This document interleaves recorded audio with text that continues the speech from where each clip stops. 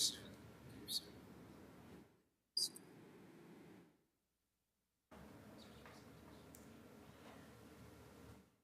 Brian, can you hear me okay? Testing.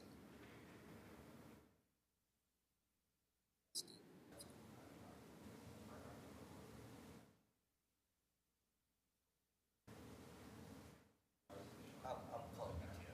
Yeah, it's not registering. It was, but, hey Jeff, it's not reading. Oh, could you test again, Mayor? Testing, testing. Testing, testing. Hello.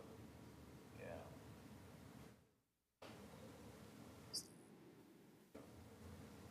Yeah, the EE part of it. It's by itself.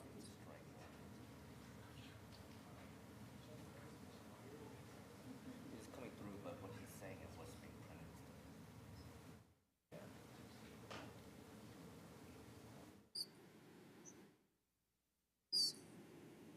Okay, we'll just hold that. Okay, let's. They're looking into it. We'll just have to delay it a little bit longer.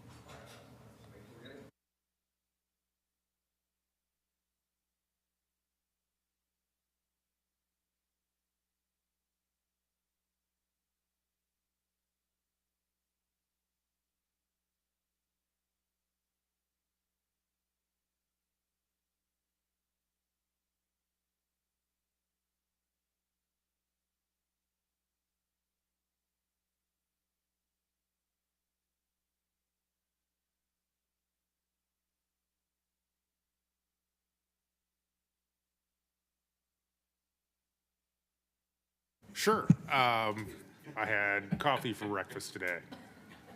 Great.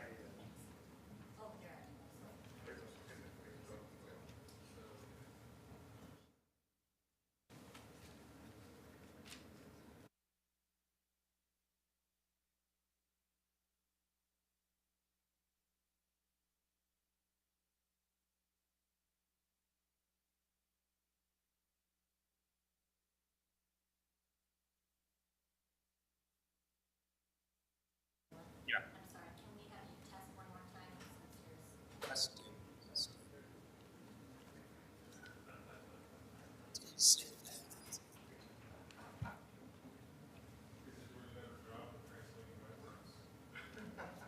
Is it doing a better job of translating my words?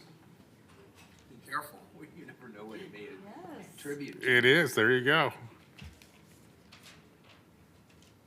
Can you translate my words? Yay! All right. Okay, good. We're good to go. Are we ready to go? We're recording? We're good? All right, good morning, everybody. This is the Wednesday, February 22nd morning session of the Portland City Council. Good morning. Please call the roll. Good morning. Rubio. Here? Ryan. Here. Gonzalez. Here. Maps. Here. Wheeler. Here, now we'll hear from legal counsel on the rules of order and decorum. Good morning. Welcome to the Portland City Council. City Council is holding hybrid public meetings with in-person attendance in addition to electronic attendance. If you wish to testify before council in person or virtually, you must sign up in advance by visiting the council agenda on the council clerk's webpage at portland.gov/council/agenda. You may sign up for communications to briefly speak about any subject. You may also sign up for public testimony on resolutions, reports, and the first readings of ordinances. Written testimony may be submitted at cctestimony@portlandoregon.gov. Your testimony should address the matter being considered at the time. When testifying, please state your name for the record. Your address is not necessary. Please disclose if you are a lobbyist. If you are representing an organization, please identify it. For testifiers joining virtually, please unmute yourself once the council clerk calls your name. The presiding officer preserves order and decorum during city council meetings so that everyone can feel welcome, comfortable, respected, and safe. The presiding officer determines the length of testimony. Individuals generally have 3 minutes to testify unless otherwise stated. A timer will indicate when your time is done. Disruptive conduct such as shouting, refusing to conclude your testimony when your time is up, or interrupting other testimony or council deliberations will not be allowed. If there are disruptions, a warning will be given that further disruption may result in the person being ejected for the remainder of the meeting.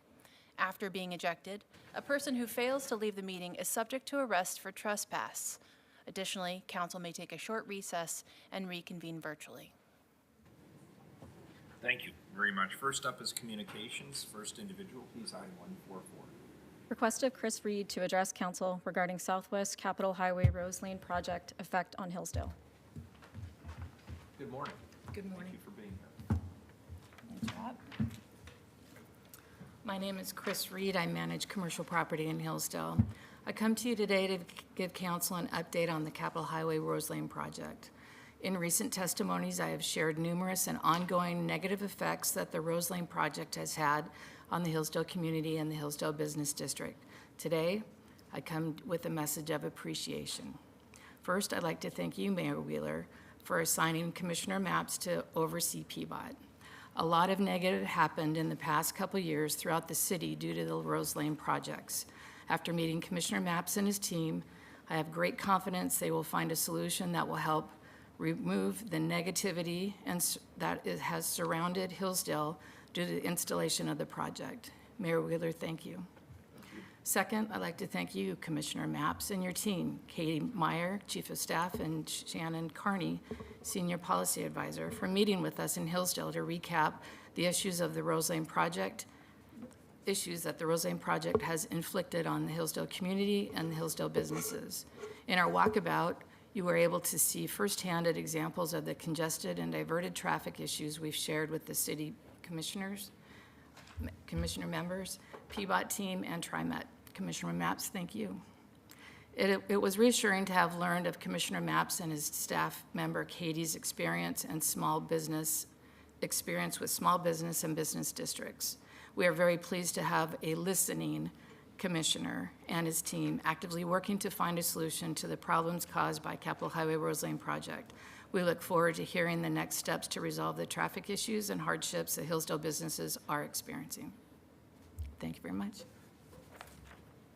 Thank you, Commissioner Mapps. And Chris, I just want to thank you for coming in today and being so generous with your praise. Again, if my office does anything good, it is completely because of the staff and the people who surround me. I also want you to know that we do take the concerns that you've raised about this project seriously. We're looking into it. Shannon should be getting back to you to keep you updated on how our thinking is evolving. Thank you. Thank you. Thanks for the feedback. We appreciate it. Next individual, please. Item 145. Request of Mika Webb to address council regarding a nuisance building, and they let us know they're canceling their request. Thanks, Christine. Next individual, 146, please. Request of Sherry Dowland to address council regarding North Portland Safe Rest Village and housing property. Good morning. Good morning. Come on up, take your time, and if you could just state your name for the record once you're seated. Thank you. My name is Sherry Dolan, and I come to you frustrated today. I own property that is directly next to the Safe Rest Village. I used to live in the property. I lived in the property for 41 years. The last time I was here was on August 22nd, 2017, when the Water Bureau changed the property ownership to the Housing Bureau. And I spoke then and asked for a couple of things. One was that you kept the property up. You haven't kept the property up. I'm told, I lived it, that there are criminal activities that go on the property. And I would like some kind of guarantee that with the Safe Rest Village going in, notice I haven't said, don't put it in my neighborhood. I'm saying, can we get some kind of guarantee, possibly a community benefits agreement, that that neighborhood will be protected? Since 2017, the Housing Bureau gave us Bobby Daniels, who was great. He came out, he was a community person. He brought the goats to the area. He brought Northwest Enforcement to the area, who I believe you're all still paying for, but they do nothing but walk around the property with their hands tied, as do the police. We've heard that there might have been a lawsuit between the Housing Bureau and the Police Bureau. This doesn't help communities. This doesn't help the communities feel safe. Since 2017, we've had fires in the field, and I'm not talking about cooking fires.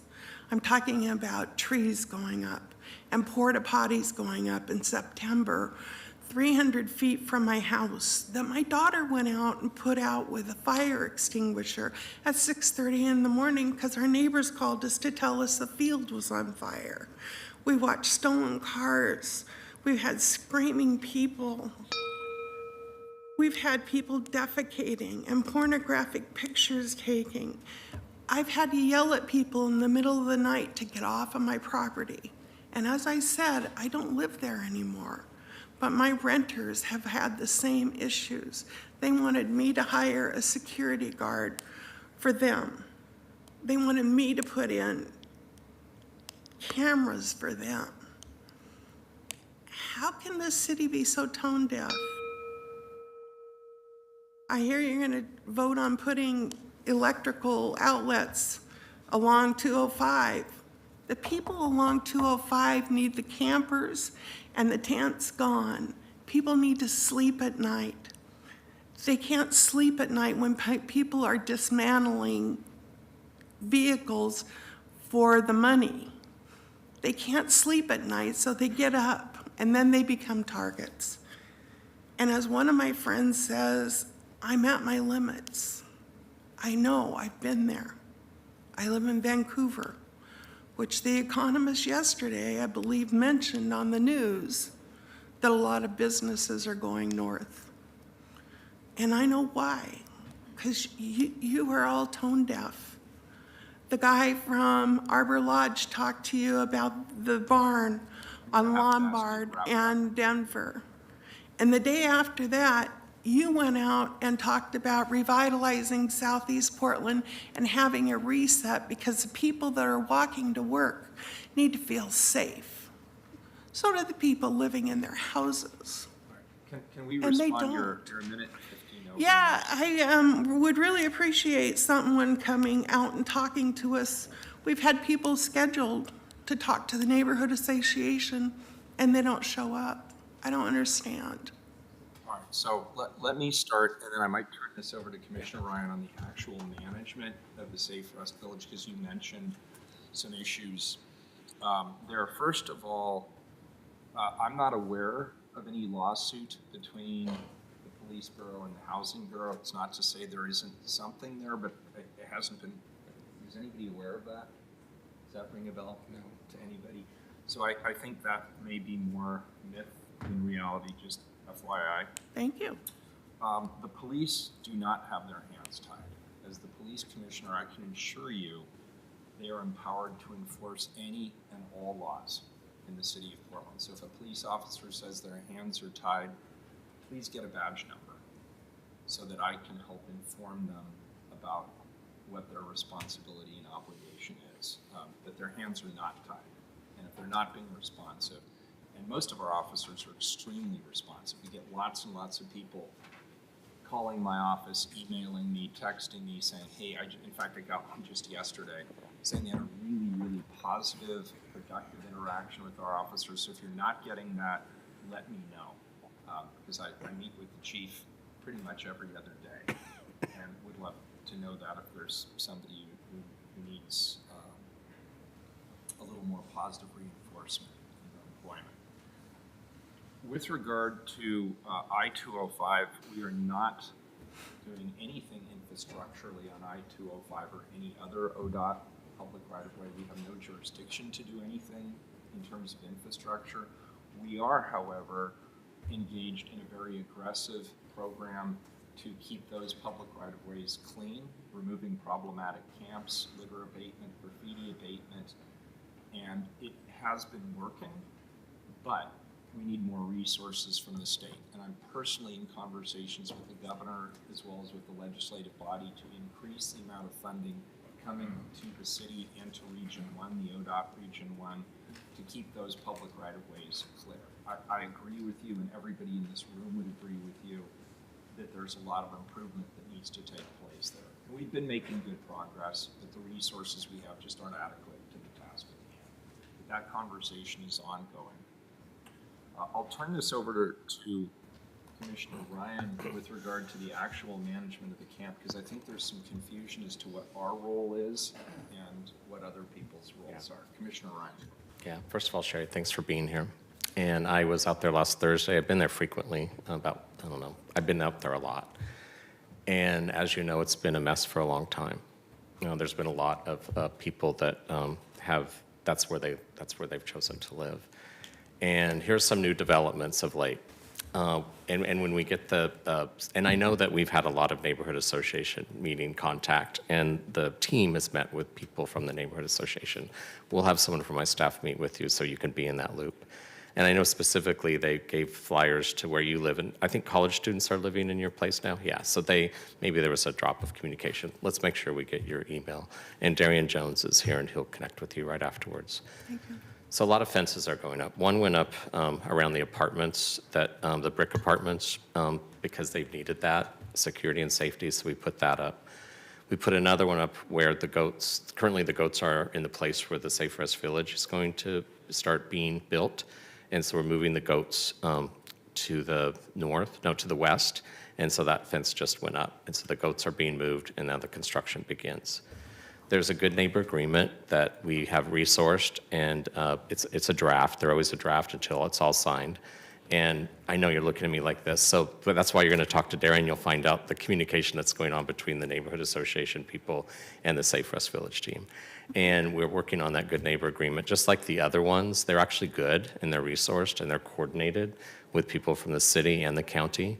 Both the city and the county have had to really get humble and look at past good neighbor agreements that weren't always good, but we're on that. We're accountable to you, and we have been with all of the villages that we have open. There's 4 that are open with active good neighbor agreements. So we look forward to making sure that that's a part of this equation.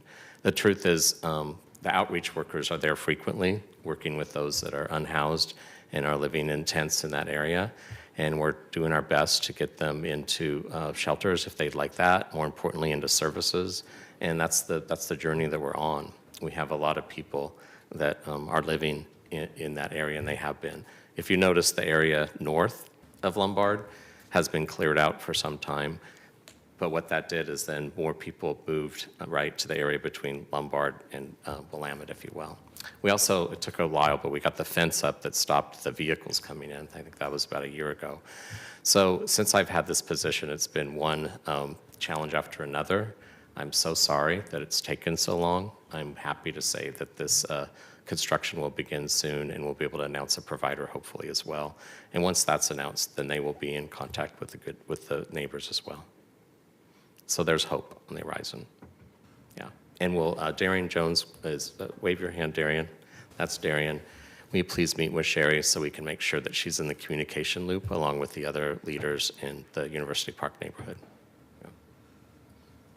Yeah. And we have your email, because there's something I'd like to send you as well. Yeah, definitely. Sure. I had to sign up for this, so somebody's got it.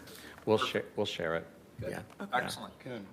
Oh, yeah, Commissioner Gonzalez. Sure, I just want to thank you for coming today. And I know that Portlanders, many are feeling a sense of lawlessness right now, feel under siege.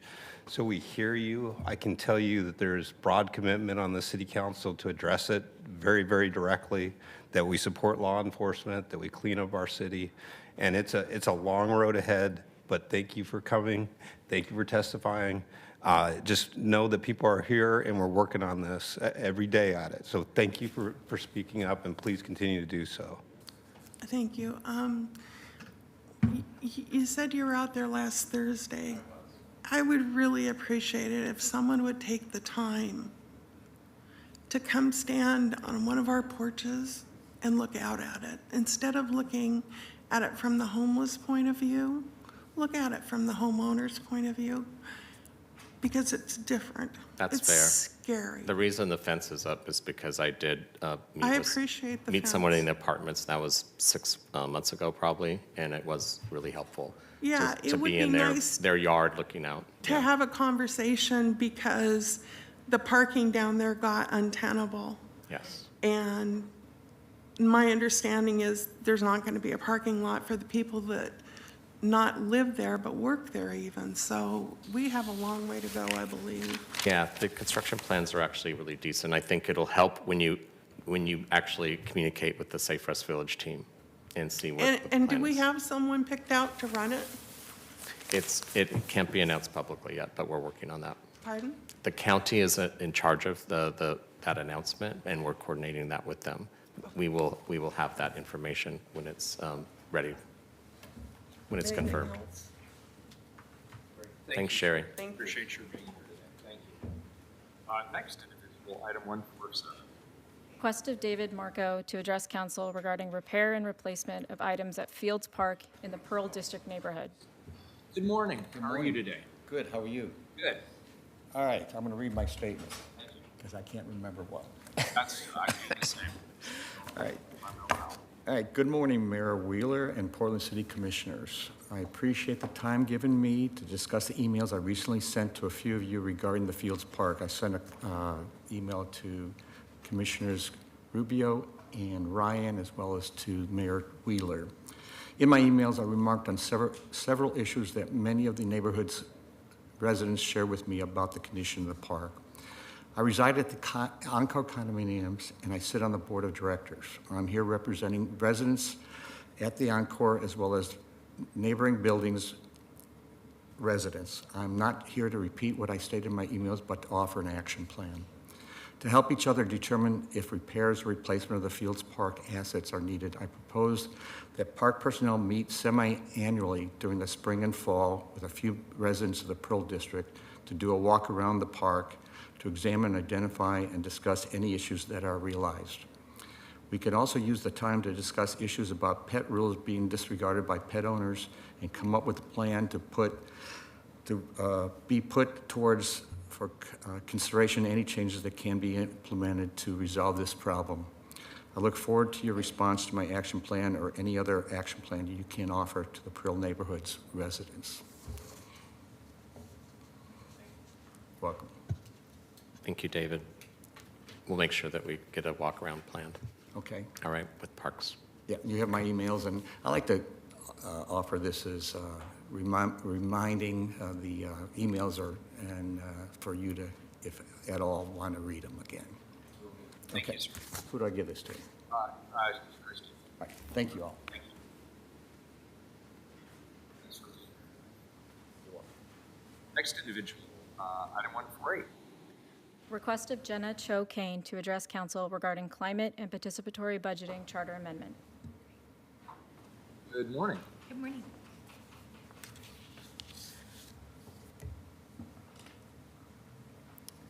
Is there a clock so I can just keep track of myself? Thank you. Dear City Council members, thank you for the opportunity to testify today on the climate provisions and in support of participatory budgeting. My name is Jennifer Cho Kane, and I have volunteered with 350 PDX as well as the Portland People's Metro Coalition. I have worked as a healthcare manager, yoga teacher, and a community volunteer over the past 20 years. The city is at a precipice of a huge transitional period. The voters made clear that structural changes to elections and form of government are desired. The City Council is charged with implementing the will of the voters in good faith, timeliness, and effective and efficient implementation. What I have for you today are ways that I hope can be of help in doing this, as well as addressing the recommendations of the Charter Commission to the City Council that should not be ignored, but that can provide an opportunity to reestablish trust and goodwill with the Portland residents. Numerous testimony during the charter review process revealed the deep desire of Portland residents to address the climate crisis. Community groups and individuals, including youth and seniors, testified on the urgency of the climate crisis made evident through the extreme weather events that exacerbate existing problems such as houselessness and communities affected by COVID-19, and the deep desire to phase out fossil fuels. The desire to have not only a name only, but a climate commitment, one that is actionable and accountable. The City Council has an opportunity not to ignore public feedback.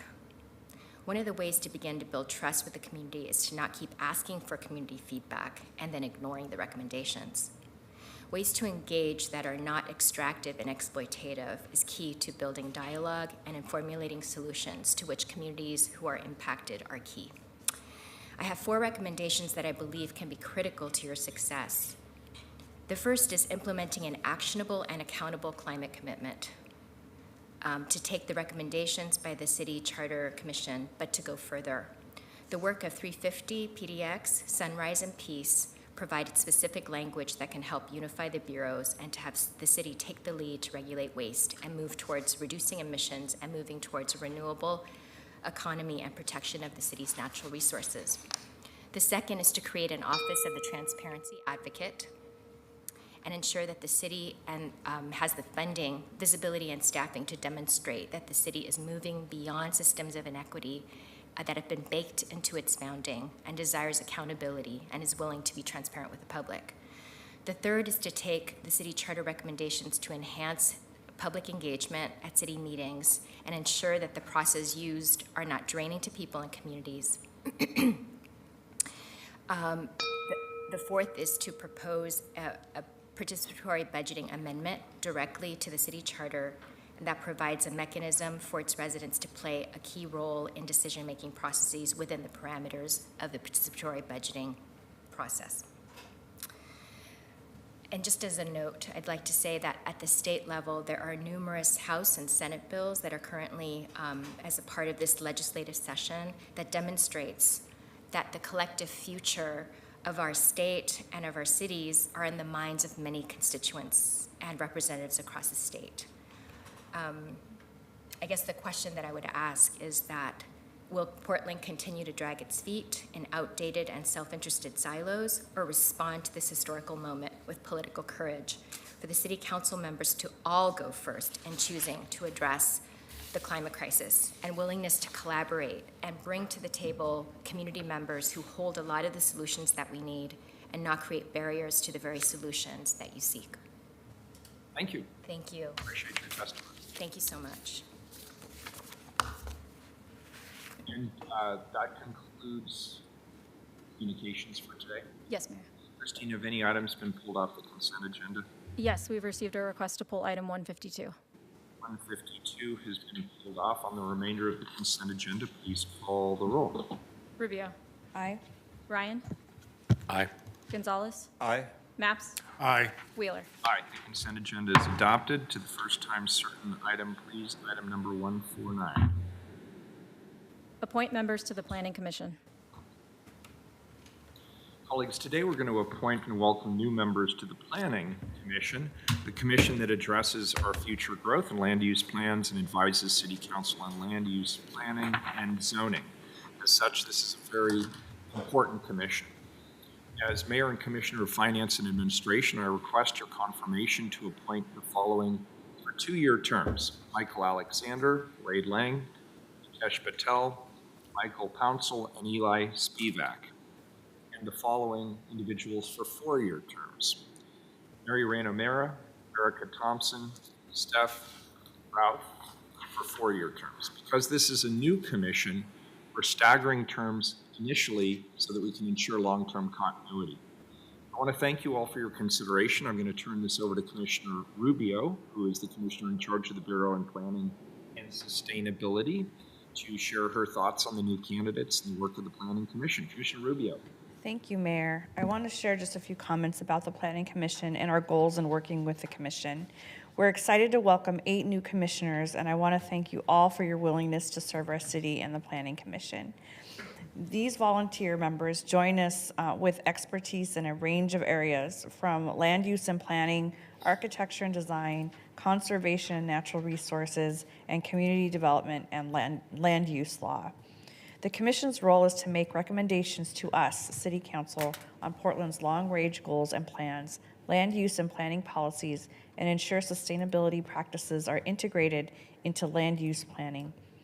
In making these recommendations, the commission considers the economic, environmental, and social well-being of the city in an integrated fashion. The commission has specific responsibility for guiding, developing, maintaining, and updating the city's comprehensive plan and zoning code. Further, the recently adopted code amendments reflect the future Planning Commission's commitment to centering climate and equity in consideration of the land use plans and policies. And as we look ahead, the Planning Commission will be a continued partner in our work as a city, particularly relating to the integration of land use policies and equity goals. So before I pass this on to BPS staff for the presentation, I'd like to introduce an amendment. One of our chosen appointees has withdrawn from the candidate pool, so I move to remove Stephen Lee from the list of planning commissioners appointed today. Can I get a second? Second. Any further discussion? Please call the roll on the amendment. Rubio. Aye. Ryan. Aye. Gonzalez. Aye. Maps. Aye. Wheeler. Aye. That's an amendment to the report. Thank you, colleagues. I'll now turn it over to Patricia Diefendorfer, Chief Planner for BPS, who will introduce and provide a brief background on each of the 8 appointees. Thank you so much. Good morning, Mayor Wheeler and City Commissioners. Patricia Diefendorfer, Bureau of Planning and Sustainability for the record. I'm going to go ahead and share screen to share the presentation.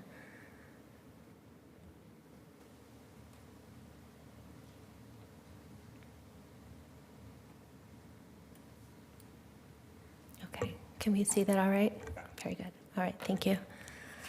So as noted by the Mayor and Commissioner Rubio, this item before you is appointments to the newly created Planning Commission. Just by way of some background, you may recall that very recently, on January 25th of this year, the City Council adopted code amendments to create the new Planning Commission. It established this new 9-member Planning Commission with a land use and planning focus. And the appointments, of course, are before you today with the goal of standing up this new commission by March 1st of this year and having their first meeting on March 14th.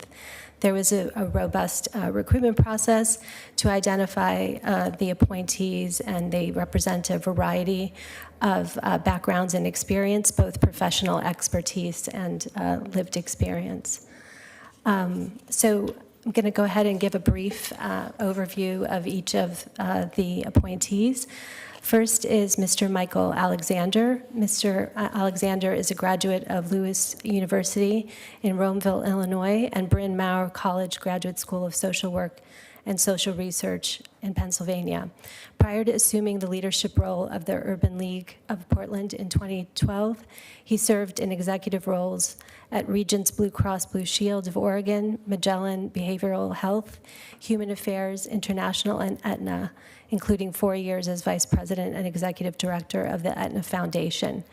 He currently sits on boards of the Albina Vision Trust as chair, the Black United Fund also chair, and the Blue Cross Blue Shield of Oregon and the Wells Fargo Community Boards. Next appointee is Mr. Wade Lang. Mr. Lang is a native Portlander who graduated from PSU and has managed and developed real estate in Portland and throughout the West Coast.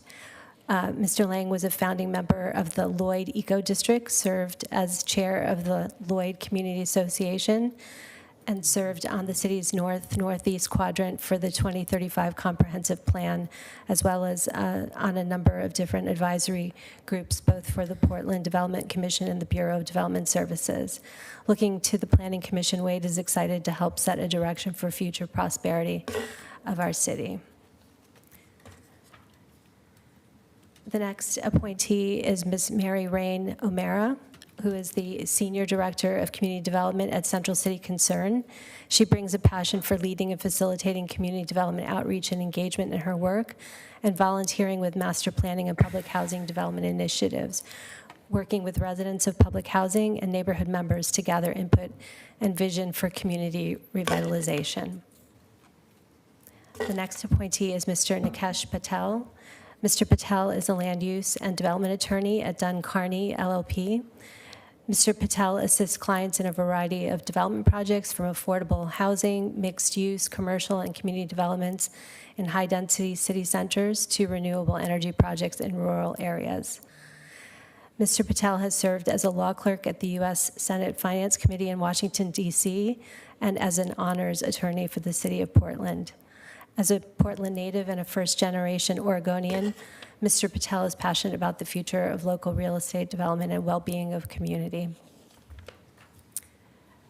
Mr. Michael Pouncil is the next appointee. Mr. Pouncil is an environmental resource management and policy specialist, and since 2016, he has served as the chair of the Willamette River Cleanup Portland Harbor Citizens Advisory Committee. Mr. Pouncil organizes outreach through forums to inform private and public government stakeholders, to collaborate on investigating and collaborating on remediation work for the Portland Harbor Superfund, and developing a river educational center at Green Acre Eco Industrial Park. He holds a Bachelor of Science in Environmental Studies and a minor in Geographic Information Systems from Portland State University. Next appointee is Ms. Stephanie Routh. Stephanie Routh was the former and first executive director of Oregon Walks and the former communications and marketing manager for the Community Cycling Center. Ms. Routh has been a member of numerous Portland boards and committees, including the Jade District Policy and Equity Committee, the Oregon Department of Transportation Region 1 Area Commission on Transportation, and the Bureau of Transportation, the Portland Bureau of Transportation Budget Advisory Committee. Ms. Routh was the most recent former chair of the Planning and Sustainability Commission. Next is Mr. Eli Spivak. Mr. Spivak is the founder of Orange Spot LLC with a mission to pioneer new models of community-oriented affordable green housing developments in Portland, and has managed the finance and construction of over 250 units of affordable housing through community-based nonprofit organizations. Mr. Spivak was a Loeb Fellowship in Advanced Environmental Studies at the Harvard University Graduate School of Design, and has a master's degree in urban and regional planning from Portland State University, and a physics degree from Swarthmore College. He was also on the Planning and Sustainability Commission and was served as chair from 2019 to 2021. And finally, we have Ms. Erica Thompson. Ms. Thompson is an architect at Hennerby Eddy Architects. Ms. Thompson's perspective is shaped by a broad range of career and volunteer experiences that go beyond architecture, with common threads of these experiences being a commitment to environmental stewardship and a strong belief in building more equitable and just communities. Her work experience includes commercial, mixed-use, housing, and nonprofit projects, and she has previous experience in energy efficiency consulting. Ms. Thompson has a Master of Architecture from the University of Oregon and was also on the Planning and Sustainability Commission and served as the vice chair for that commission in 2022. So that concludes staff's presentation. Actually, one moment. Okay. We can invite to speak. Oh, yes, right, thank you. So we do have, pardon me, sorry about that. We do have two of the appointees who are here to speak. They'd like to make a few remarks, so if I could invite them to the table. The appointees are Steph Routh and Mary Rain O'Mara. Great, thank you. Welcome, thanks for being here. And if you could kindly just state your name for the record. Good morning, Commissioner and Mayors. My name is Mary Rain O'Mara, and thank you so much for this opportunity to serve on the newly formed Planning Commission. I'm hopeful that my experience as a nonprofit affordable housing developer and operator of affordable housing here in Portland can help guide priorities on the commission to maximize housing creation and access throughout our city. I look forward to participating in review of our existing land use policies and working collaboratively with other commissioners around creative ideas to revitalize our neighborhoods and help our city thrive. Thank you to Commissioner Rubio, and thank you to the staff of the Bureau of Planning and Sustainability. I look forward to working with you all. Thank you. Good to meet you. Good morning, Mayor Wheeler, Commissioners Rubio, and Commissioners Gonzalez, Maps, and Ryan. My name is Steph Rouse, and I speak on behalf, I'm going to be quick because we've got a lot of living to do. I speak on behalf of myself, Erica Thompson, and Eli Spivak to say that we are deeply honored and privileged to not just be part of an intentional dissolution, but part of a new beginning with some amazing, credentialed, and talented and thoughtful other planning commissioners. We love this city, and apparently our love language is inclusive of, though not limited to, noodling on Title 33. And if the following comments don't speak to you, they are my words alone. If they do, it was absolutely a joint effort. One of the things, as we were talking about the purpose of the new Planning Commission over the last several months, was can a Planning Commission actually advance racial justice, and who has done so in the nation? Because zoning and land use have been used in the past for exclusion, for determining winners and losers. And that is our history of racist planning in Portland, as can be evidenced in Bureau of Planning and Sustainability's document entitled The History of Racist Planning in Portland, that is extant on BPS's website. So I'm looking forward to changing that narrative and being part of hard work to have those difficult conversations and to move our city forward to shared prosperity. And we're also very excited, and I'm a broken record on this, but really excited to be a partner to be supportive of the Sustainability Commission as it is forming. Thank you very much. We appreciate both. Thank you. I notice we also have Erica and Michael online. Did you want to say anything? Erica, why don't you go ahead? Sure, yes, thank you so much. I just wanted to share quickly a word of gratitude. I'm really thankful for the work of staff and Commissioner Rubio to create a planning commission that is as effective and engaged as possible on issues of land use policy. I'm coming to the position with a lot of excitement to be part of this process of standing up the new commission, because really our work is just starting, and there's a lot that we can continue to do to refine our norms and day-to-day operations on the Planning Commission to be collaborative and to be inclusive with each other, with you all, with the city staff, and with the community. So, and lastly, I'll just welcome the new commissioners. Really excited to be working with all of you. Thanks, Erica. Michael, good morning. Morning, all. Thank you very much. I also want to acknowledge how privileged I feel to have the opportunity to work with such a distinguished group of leaders and influencers in this work. I believe that we have the opportunity now to define the pathway to the history of what we want to be as a community going forward. And there's no way to go to a new direction on an old road. So we're paving a new road. And I welcome the opportunity to listen and to learn, and hopefully to contribute. Well, thank you, Michael, as always. You've served in many capacities. Is there anybody else online who'd like to say a few words? I can't see everybody. Great. Well, thank you all. We'll go to public testimony.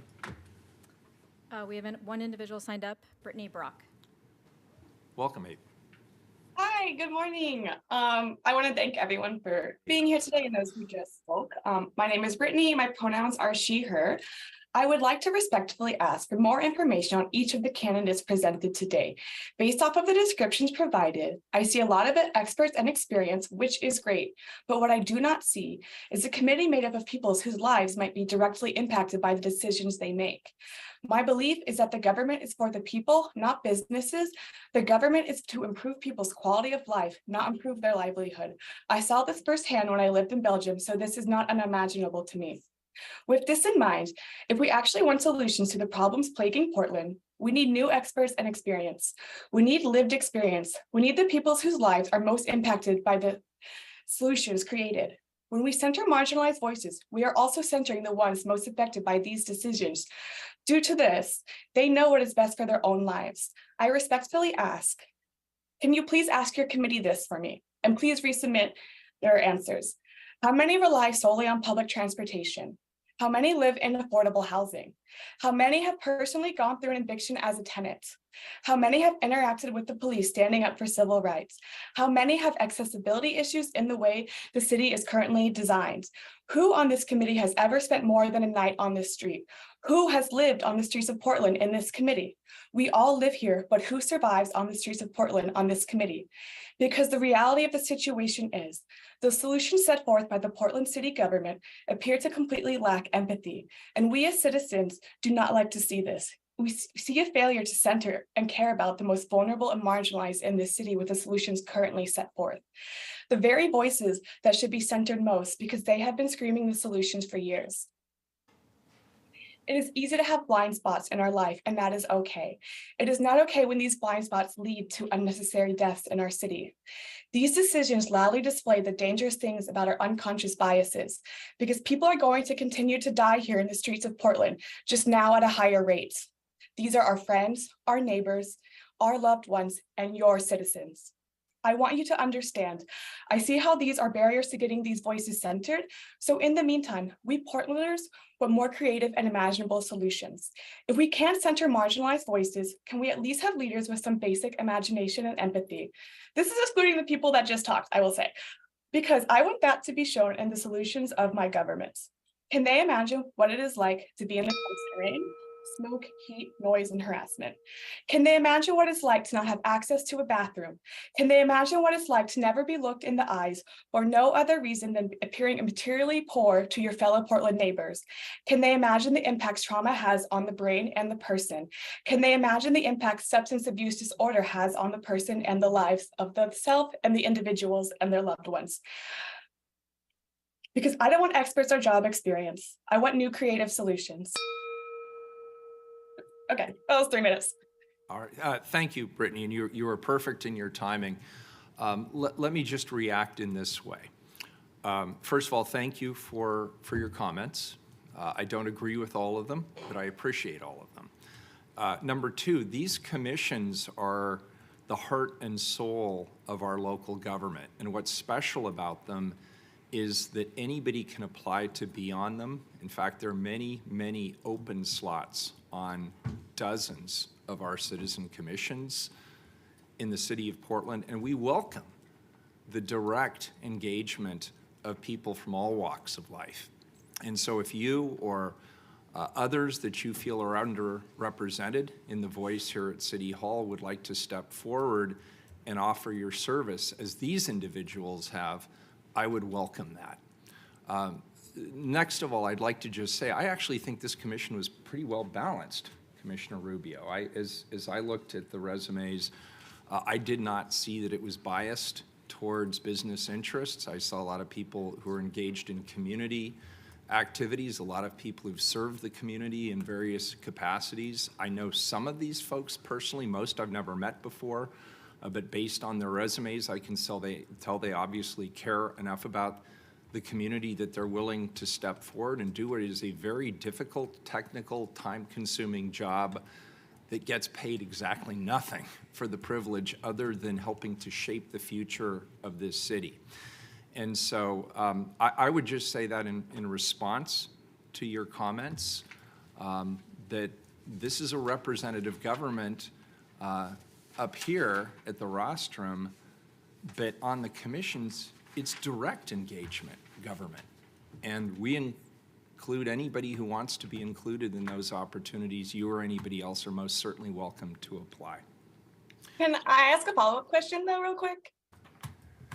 Or I don't know if that's allowed. I've never done this before. My better judgment tells me no, Brittany, but since I just can't help myself, go ahead. I guess the thing is, I understand there's all of these experts, but I'm telling you, like, the solutions on the ground level for citizens like me, my neighbors and friends, they seem very unempathetic. They seem like they're not centering these voices. I really believe that, like, for example, I know last week y'all had a hard week with taking away tents from people from street response. That is centering people without houses already. So how is that centering Portland's most vulnerable in these solutions? All right, well, What this experts told you to do almost sounds like a conversation we should have over a beer.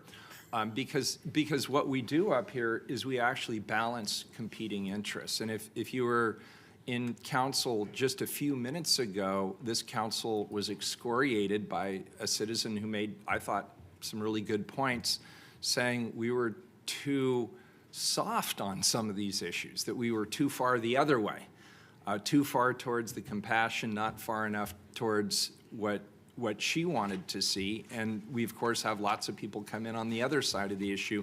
The challenge for local government here, as elsewhere in the United States right now, is balancing these various competing interests. We're trying to be both compassionate and effective in terms of helping our city to be thriving and prosperous and a good place to live and work and grow old. So that's the great challenge of government. And what may seem lacking in compassion from your perspective may seem like an appropriate response from somebody else, and vice versa. That's just the reality of local politics today. Okay, I will say the politics I'm talking about is 10-hour rent. Like, literally, it's not myself. Like, these are other political theories that as a citizens, as groups, like, we can all listen and read and model. I'm just saying, like, governments don't have to balance this way. They can also really center the marginalized people. And by helping those first and putting those first on the agenda, instead of trying to balance both interests, we actually can solve both problems. Well, I believe we do that. And so this isn't gonna, I'm sorry, my colleagues are looking at me like, how long is this gonna go? And I have endless and boundless energy to discuss this because it's a really important issue. I will just say personally, I believe we do center vulnerable populations. And there is something I'd like to send to you. I think we have Brittany's email address. I'll send it to you later this week. I'd like to send it to you because I think it illustrates my thoughts on this to a greater degree, and you would see that we are trying to center compassion and lived experience, particularly on the homeless front, which I think is what you referenced. One last question: what is the book? Because I'm always looking for good books. Could you remind me? Yes, please. This is what every politician should read: The Human Condition by Hannah Arendt, because it outlines. Yes. You've read Hannah Arendt?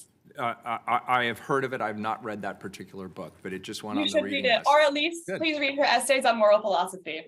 Will do. Thank you, Brittany. Appreciate it. Thank you. Yeah, welcome back. All right, thank you, Mayor. Donnie Oliveira, Director BPS, for the record.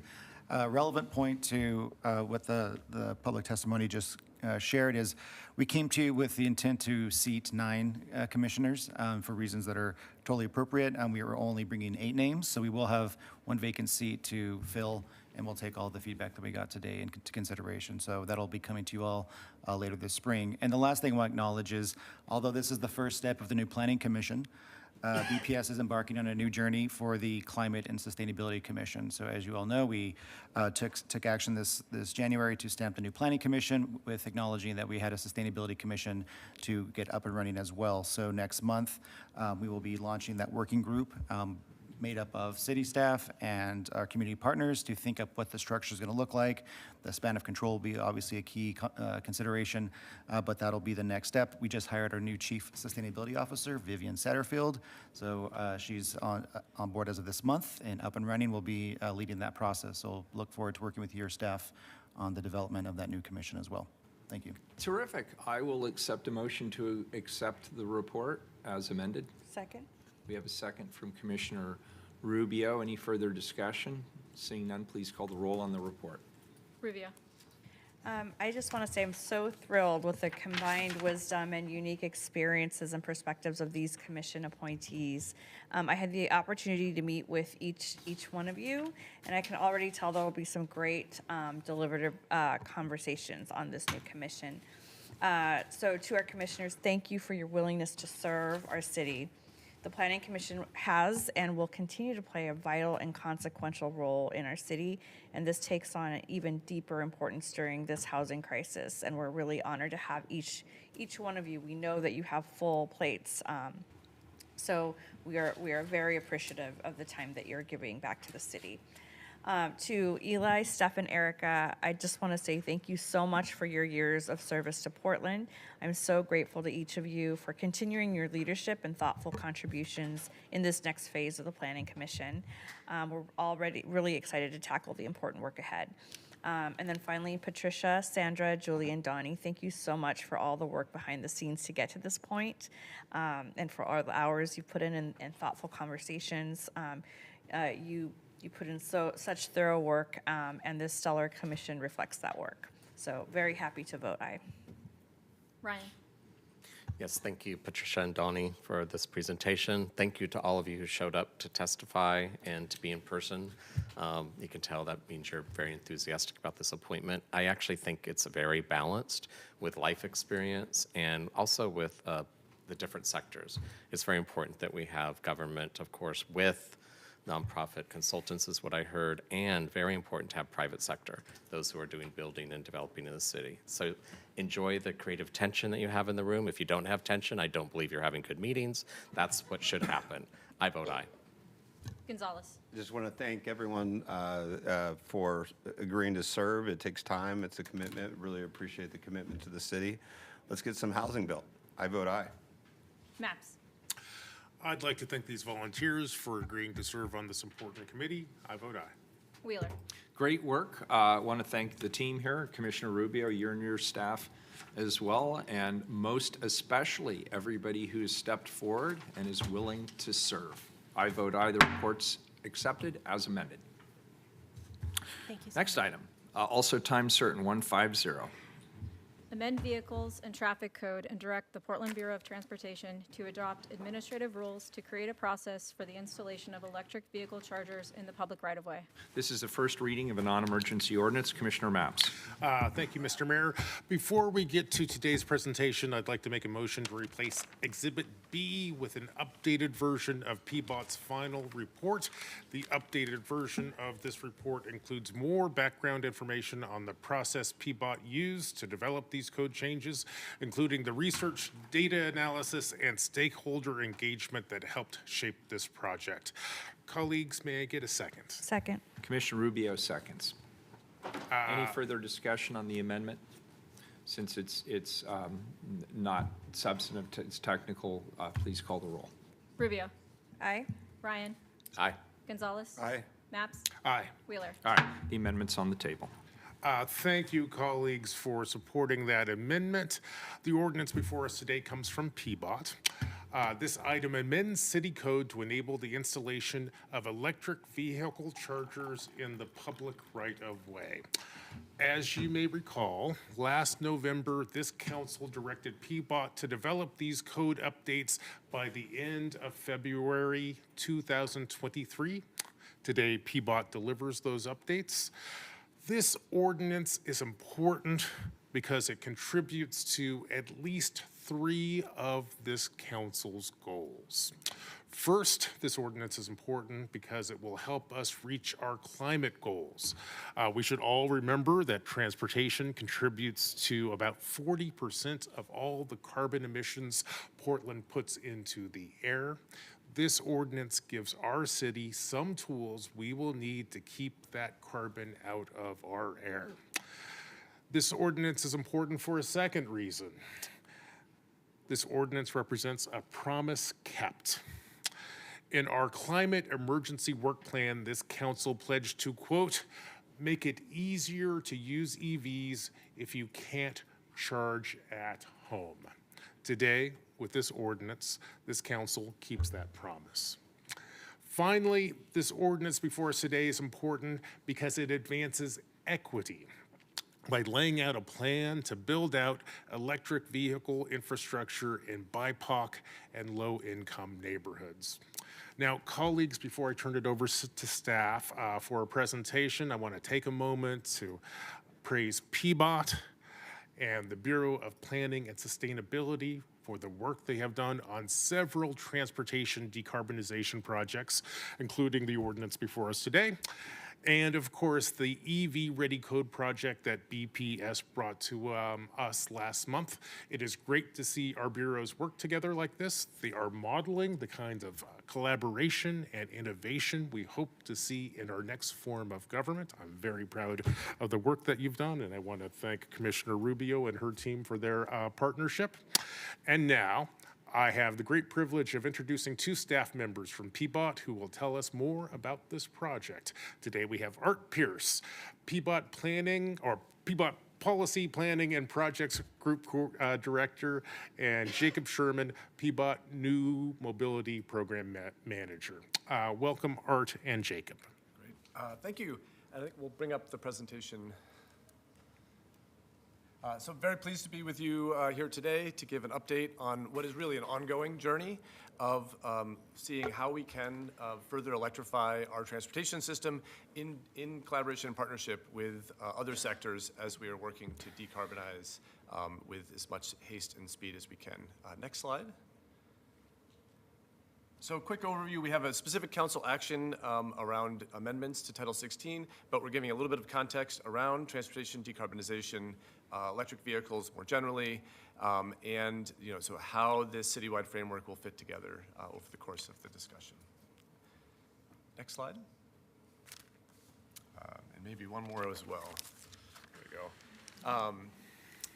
As is, I think, top of mind for everyone, but really in particular should be, transportation is over 40% of our carbon emissions and is the sector that is most stubbornly resisting change despite many efforts.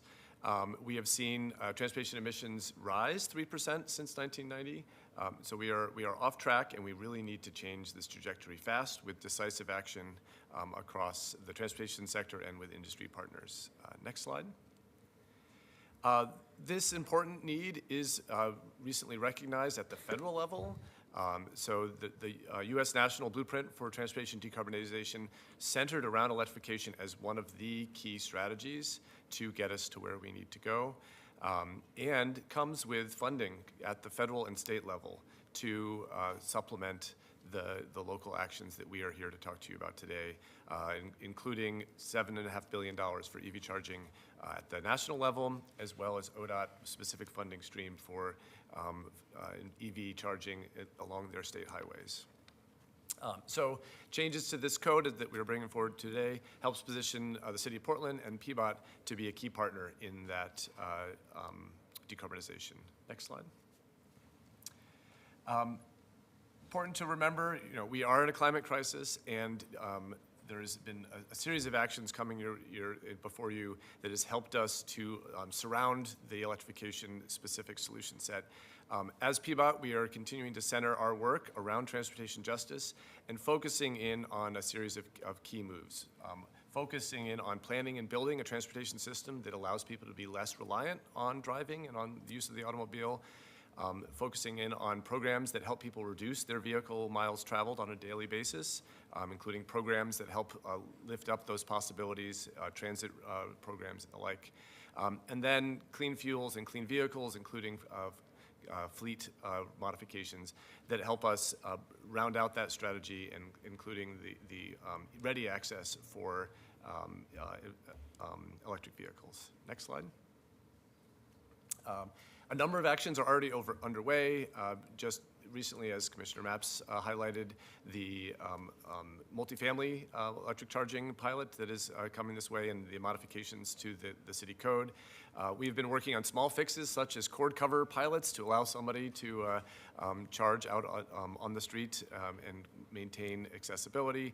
We're working with TriMet and with our own Portland Streetcar to continue to further electrified transportation.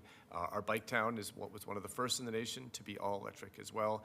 And then on the bottom left, you'll see a pilot that we've been doing already with PGE to look at pole-mounted charging systems.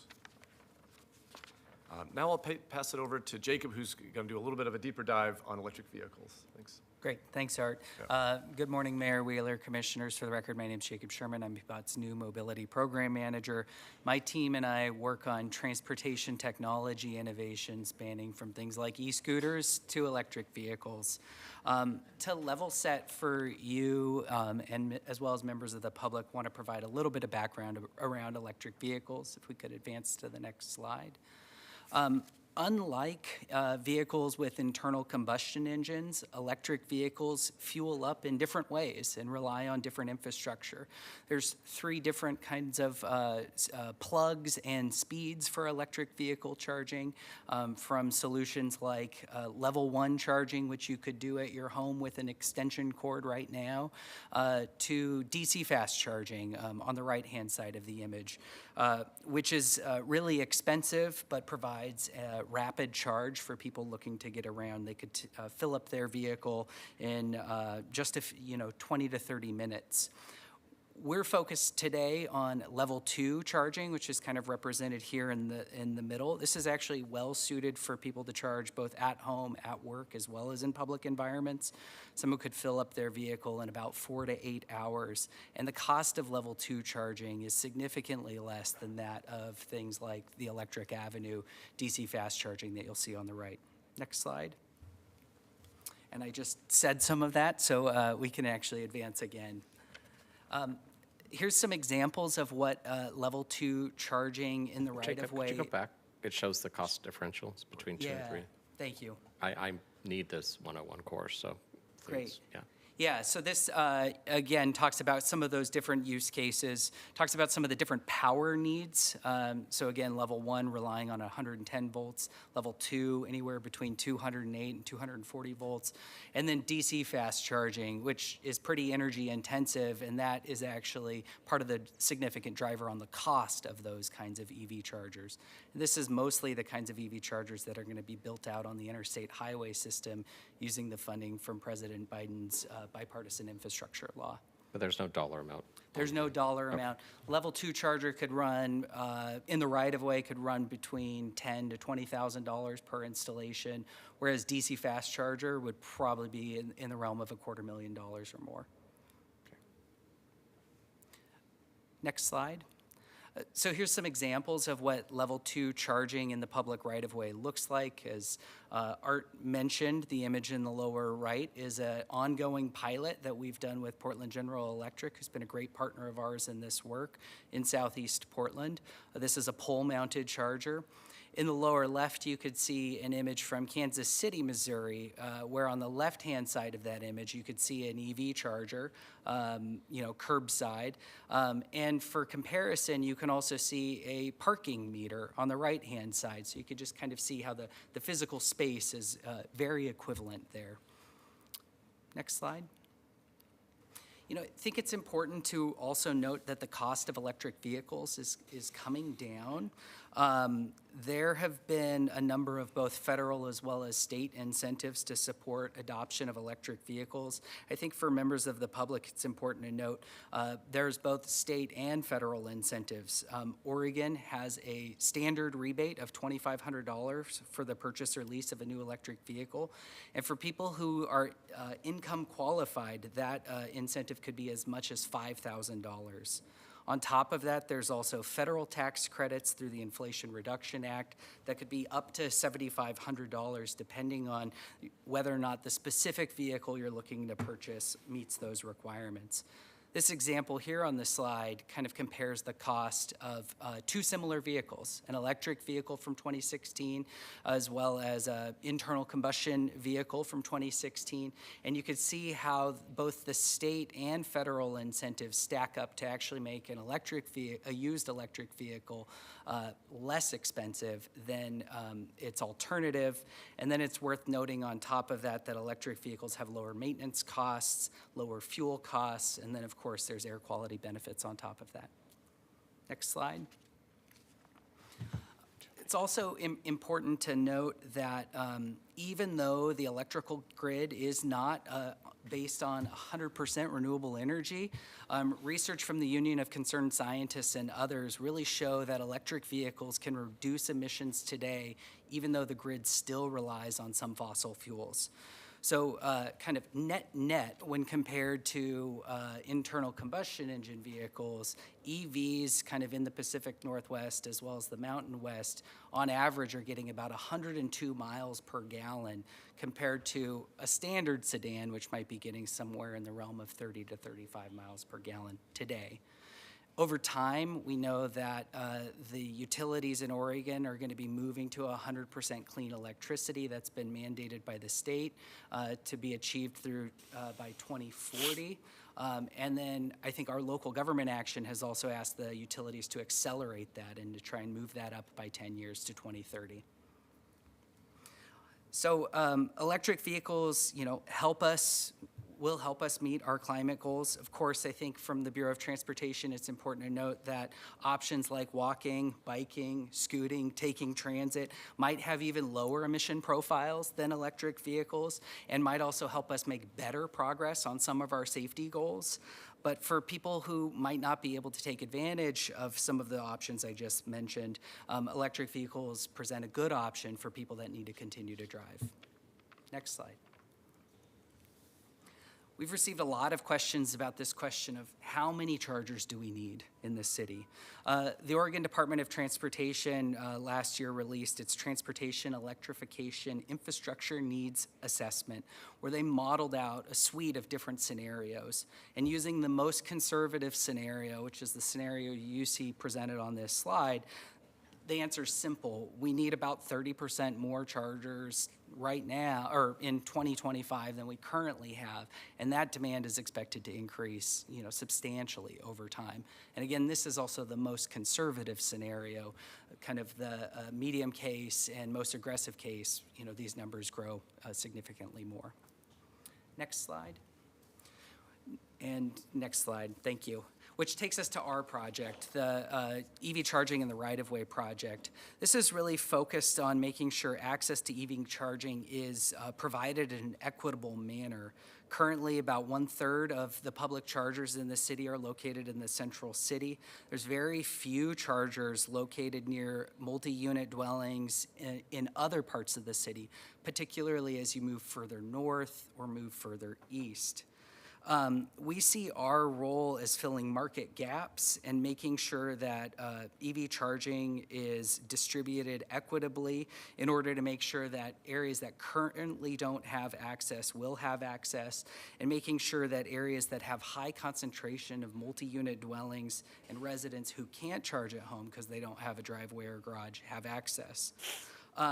And many of these areas, again, further to the north and further to the east, are areas that are likely to continue relying on personal vehicles for some time, since they lack frequent access to transit and safe bike and pedestrian infrastructure. Of course, we're working really hard to solve those problems, but solutions to those problems also take time. I think it's also important to note for council that from the Oregon Department of Energy, electric vehicles are registered in every census tract in the city of Portland, with the exception of Swan Island, where nobody lives. And that the state of Oregon tied in 2022 for the #2 most sold electric vehicles in the United States, second to only California, and tied with other West Coast neighbors of Washington and Hawaii. Next slide. So in underserved areas, there's a real chicken and egg problem, and that's what this intervention today is really focused on. As you can see in the lower right-hand corner, in areas that have few public EV chargers, there is a lack of public charging, which makes it difficult for some members of our community to purchase electric vehicles, which makes it difficult for there to be demand for charging.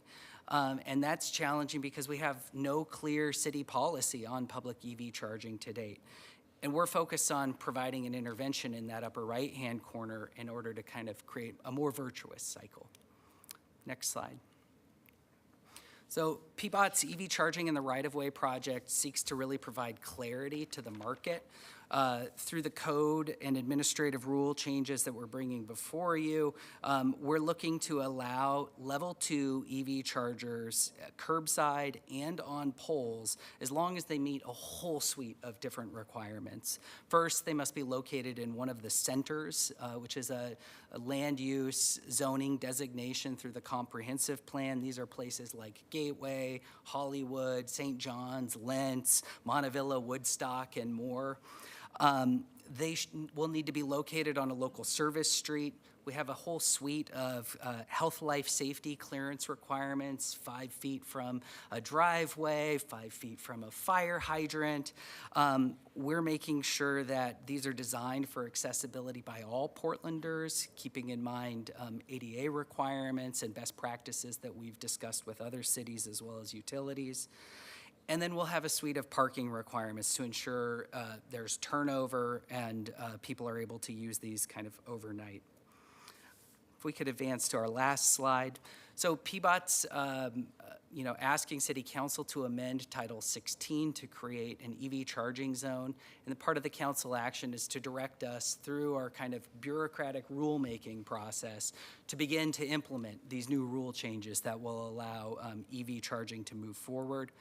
We'll then work really closely with the private sector, both our investor-owned utilities as well as EV charging companies, to negotiate the legal agreements, the permits, all of the kind of the implementation details. And then we could expect perhaps as late as this year or early next year to actually start to see new chargers being built out in the city. The ordinance also directs us to come back and provide an update to council by next year on the progress of our work. And honestly, we hope to be back in front of you sooner than that. We have some federal grants out there that we're crossing our fingers on, that we're hoping for good news on. So I think with that, like to thank a few colleagues who are sitting in the cheap seats behind us. My manager, Kristen Hull, who's really helped navigate and problem solve on this work. Art for his vision and leadership. And then I'd be remiss to not thank my colleague Hannah Morrison, who has really helped on the day-to-day and without who this project wouldn't have gone so smoothly. So I'd like to open it up for questions from City Council. Thank you. Commissioner Mapps. Sure, I just have a quick clarifying question. So who's going to buy the hardware that goes in the streets? Does this come out of PBOT's budget, or does this come out of some private sector space? So what PBOT is doing is we're setting up the rules for the private sector to make the investments, and they'll be responsible, as they are with telephone poles and other things, for owning, operating, and maintaining that equipment. We're just kind of setting the rules and the framework where the market can do business. Great, thank you. Commissioner Gonzalez. So a couple follow-up questions on that. How will this, there's separate work underway with respect to standardizing franchise agreements and schedules. How will that interplay with the work here? Yeah, that's a great question, Commissioner Gonzalez. We've been coordinating with the Office of Community Technology on those issues. I think we'll probably continue to work on standardizing as we're moving forward. PBOT, has been regulating the right-of-way for, a long time now, so we have a lot of existing process. And what we're really looking to do here is use existing process to have a new thing occur, and looking for those kind of standardization and streamlining opportunities wherever possible, so that we're not creating a new wheel. And in fact, maybe we're making the wheel move with a little less friction. Got it. And this is maybe a mechanical question for Commissioner Mapps. So we're adopting administrative rules, TRN 808 encroachment with respect to the encroachment manual, and TRN 1019 utility permits. Do we have copies of those? I just wanted to be clear with the resolutions. It says that the council is directing to the director to adopt those administrative rules. Do we have those rules in the packet? Yeah, thanks, Commissioner Mapps. So the council action is about amendments to Title 16, and then is directing the agency to move forward with a rulemaking process. Okay. And we included an example of what the proposed rules would be in our final report that was adopted by friendly amendment on the floor. But we'll move forward with a public process on the rulemaking there. You're essentially just telling us to go do the work. Got it. So the resolution B is in a direction to the director to go adopt those rules and engage in rulemaking. Thank you. That's all for now. Commissioner Rubio. Thank you. And I just, it's a comment and a question. So that map that you showed us of underserved areas is pretty compelling. And I'm really happy to hear how you talked about prioritizing equity and access of equity in harder to reach or out of marketplaces. Can you tell me about your thinking on that and how you're going to go about it, where you're going to start? Yeah, two things I think to speak on. One, first is, we're talking with other cities that are also looking at this, and other cities, DC comes to example, have actually established a requirement where charging companies want to install in a quote-unquote more desirable neighborhood, there's some sort of ratio requirement where they might also have to provide equipment in another part of the city. So that's one of the things we're entertaining. Of course, that would be handled through rulemaking process, and the private sector would be able to engage on that. The other thing, as Art mentioned, is, we have a $3.5 million federal grant that's outstanding right now. We're hoping to hear positive news any day now.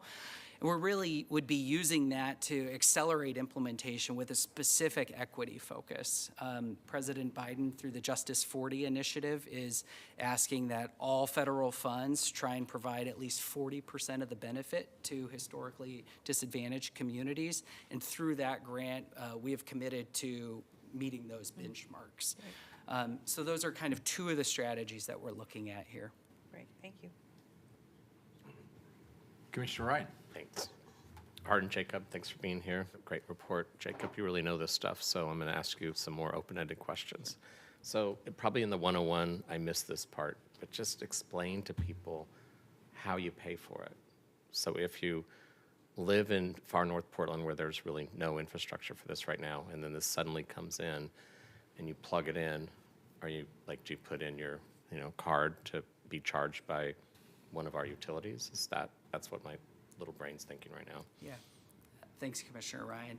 I think if you currently live in a place that doesn't have electric vehicle charging, how you pay for it is maybe having to drive across town to find a public charger, and then probably paying some higher rates at some chargers. Now, through, I'd say, the new program, I think most folks will probably be finding locations through an app.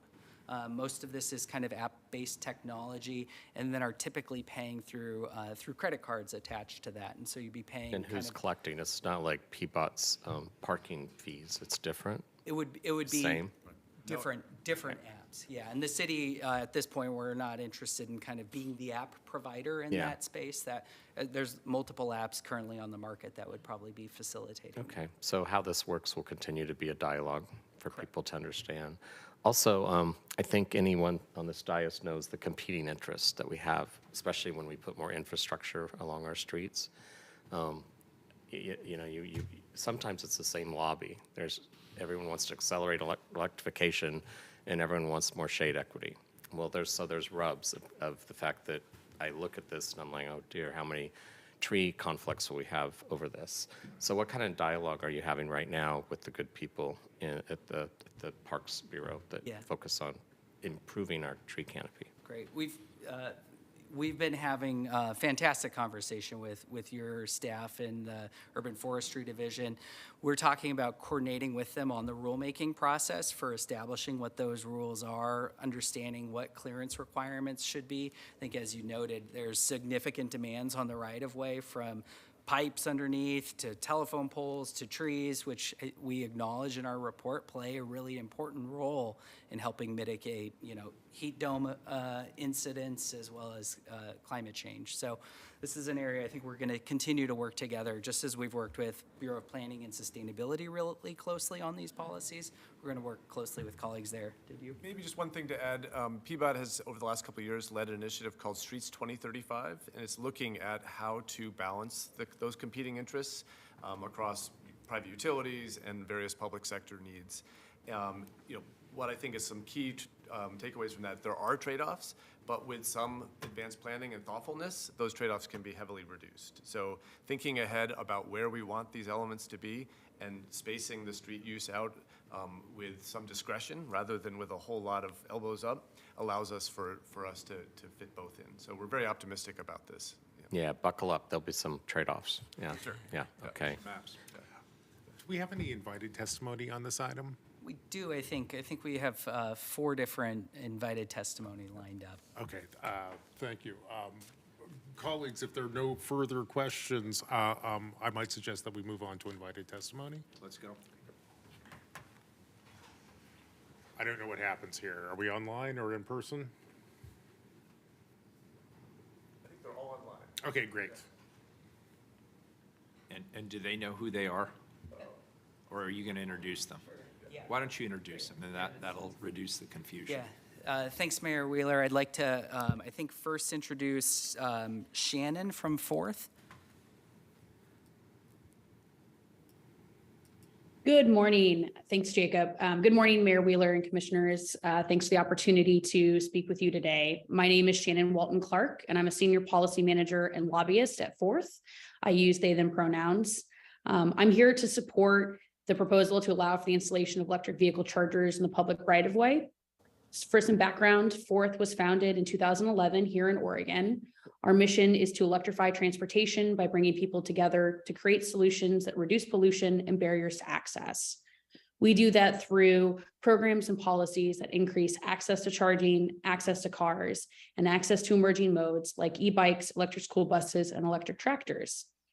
We believe that bringing new transportation technologies to traditionally underserved communities is critical to the success of the overall industry and will also maximize the economic and environmental benefits of these technologies for all. In 2017, Fourth worked with the Oregon legislature to pass the Oregon Clean Vehicle Rebate Program, which Jacob mentioned. I will note Jacob's total number is off. Actually, here in Oregon, you can stack both the standard rebate and the charge ahead rebate for a total of $7,500. So that cost comparison between those two used vehicles actually is much, much lower on the electric vehicle side. We all understand the importance of decarbonizing the transportation sector to mitigate climate change.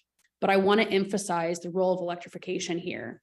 This January, the United States Environmental Protection Agency, the Department of Transportation, the Department of Housing and Urban Development, and the Department of Energy jointly released a historic interagency framework of strategies and actions to remove all emissions from the transportation sector by 2050, which was noted the U.S. National Blueprint for Transportation Decarbonization. This blueprint highlights that while strategies like designing communities to improve walkability and bikeability and improving efficiency of other transportation modes will reduce greenhouse gas emissions, transitioning to clean fuel options is expected to drive the majority of emission reductions. By 2025, more than 100 electric vehicle models will be available in the US, according to a new report from the Environmental Defense Fund. This wide range of new models, along with tax credits from the Inflation Reduction Act and rebate programs like Oregon's, will make electric vehicles more affordable in the immediate years to come. However, without convenient and affordable charging options nearby, many communities will still face barriers to access. Most folks who live in cities do not have access to a garage or driveway, and the cost to install a private electric vehicle charger can cost up to thousands of dollars. Sufficient public charging infrastructure is essential to increase access to electric vehicles. A recent analysis by the Atlas Public Policy found that over $87 billion in charging infrastructure investment will be needed in the United States over the next decade, including $39 billion for publicly accessible charging. In the 2035 report, researchers from the Goldman School of Public Policy at the University of California at Berkeley estimate that up to 25% of EV drivers will rely completely on public charging infrastructure. Without public and private charging infrastructure investment, historically underserved communities may be excluded in the EV adoption process. Affordable, convenient, and accessible charging is a way that we can make the shift to EVs more equitable. For this reason, Fourth strongly supports this proposal. We look forward to working in partnership with PBOT to build lasting program and policy models that significantly expand equitable access to electric transportation here in our community and beyond. Thank you for your consideration. Thank you. Next up, I'd like to invite Victoria from Climate Solutions.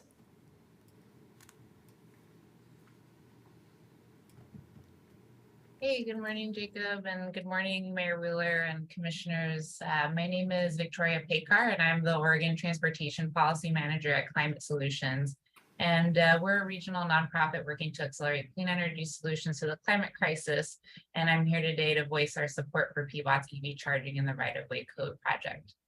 So with climate change already creating a norm for once-in-a-generation natural disasters to happen once a year, you are all aware of why we must do everything we can to reduce climate emissions. The transportation sector is not only an important sector to decarbonize because it makes up the lion's share of greenhouse gas emissions, but also because improving our transportation system can create a myriad of co-benefits that can help address transportation inequities. And based on our published research, we know that we must work to both electrify our transportation system without delay and pair it with reducing vehicle miles traveled in order to achieve the biggest social and climate benefits, such as health and air quality improvements, especially for low income and BIPOC communities who are disproportionately burdened by air pollution, as well as reduce transportation cost burdens and address the climate crisis. So as you heard from Jacob, good news is that Oregon is tied in second place for leading the nation in electric car sales, and it keeps growing. And we also have one of the best EV rebates programs in the nation, including an increased rebate for low-income Oregonians that want to get either a new or used EVs, making them more affordable for everyone. EVs are not only great to reduce climate and air pollution, but also reduce transportation cost burden, especially for those with lower incomes when compared to combustion engine cars. And while this is good news, public charging infrastructure still remains one of the biggest barriers for people who do not have access to home charging. And this is why supporting the EV charging in the right-of-way code project is a necessary step for the city to ensure we are doing more to improve access for people who want to switch to an electric vehicle but don't have access to home charging. And we saw that map where EV charging is currently lacking. So ensuring we are supporting chargers in those communities, especially low income and BIPOC communities that have been left out of these investments, is very important. And we can also be certain that this project will be a success as it builds off an already successful tested pilot program by PGE in 2020. And lastly, I just wanted to say that there was conversation about how to collect payment as well for these methods. And the federal government has released different standards for how to collect payment from any money that's being invested into charging infrastructure funded by the federal government. And I definitely urge the city to look at those and make charging as accessible as possible and think about different options that don't rely on apps so that people who may not have a smartphone can also just use their credit card to get their payment charged. And that's all I wanted to share for today. So thank you for your work and for the consideration of my comments to support this. Thank you. Thank you. I'd like to invite Anik from Portland General Electric. Hello, Mayor Wheeler and Commissioners. Welcome. And I'm a transportation electrification product specialist for PGE. Appreciate that about this proposal to allow for the installation of EV chargers in public right of way. PGE has been a long-standing partner with the city, and we have been collaborating on many great projects and pilots, like our electric active charging downtown and our pole-mounted EV pilot in the southeast Portland area. We understand that our clean energy future depends both on reliable charging infrastructure and on decarbonizing our own electricity supply. We are committed to achieve 80% reduction in greenhouse gas emissions from power served to our customers by 2030 and 100% reduction by 2040. To help achieve this, we have ended operation at our coal plant in Bolton, Oregon, and are adding more renewable generating facilities like Wheat Ridge. Wheat Ridge is the first large-scale renewable energy facility in the U.S. to co-locate solar generation battery storage. PGE has embraced our role as a key partner in our customers' transitions to electricity as a fuel, and we are making to work investments in infrastructure and launch new customer programs that remove customer friction, drive EV adoption, and reduce the costs to serve new EV loads. Part of these efforts, we have created a new municipal charging collaboration pilot, which was accepted by the Oregon Public Utility Commission in October of 2022.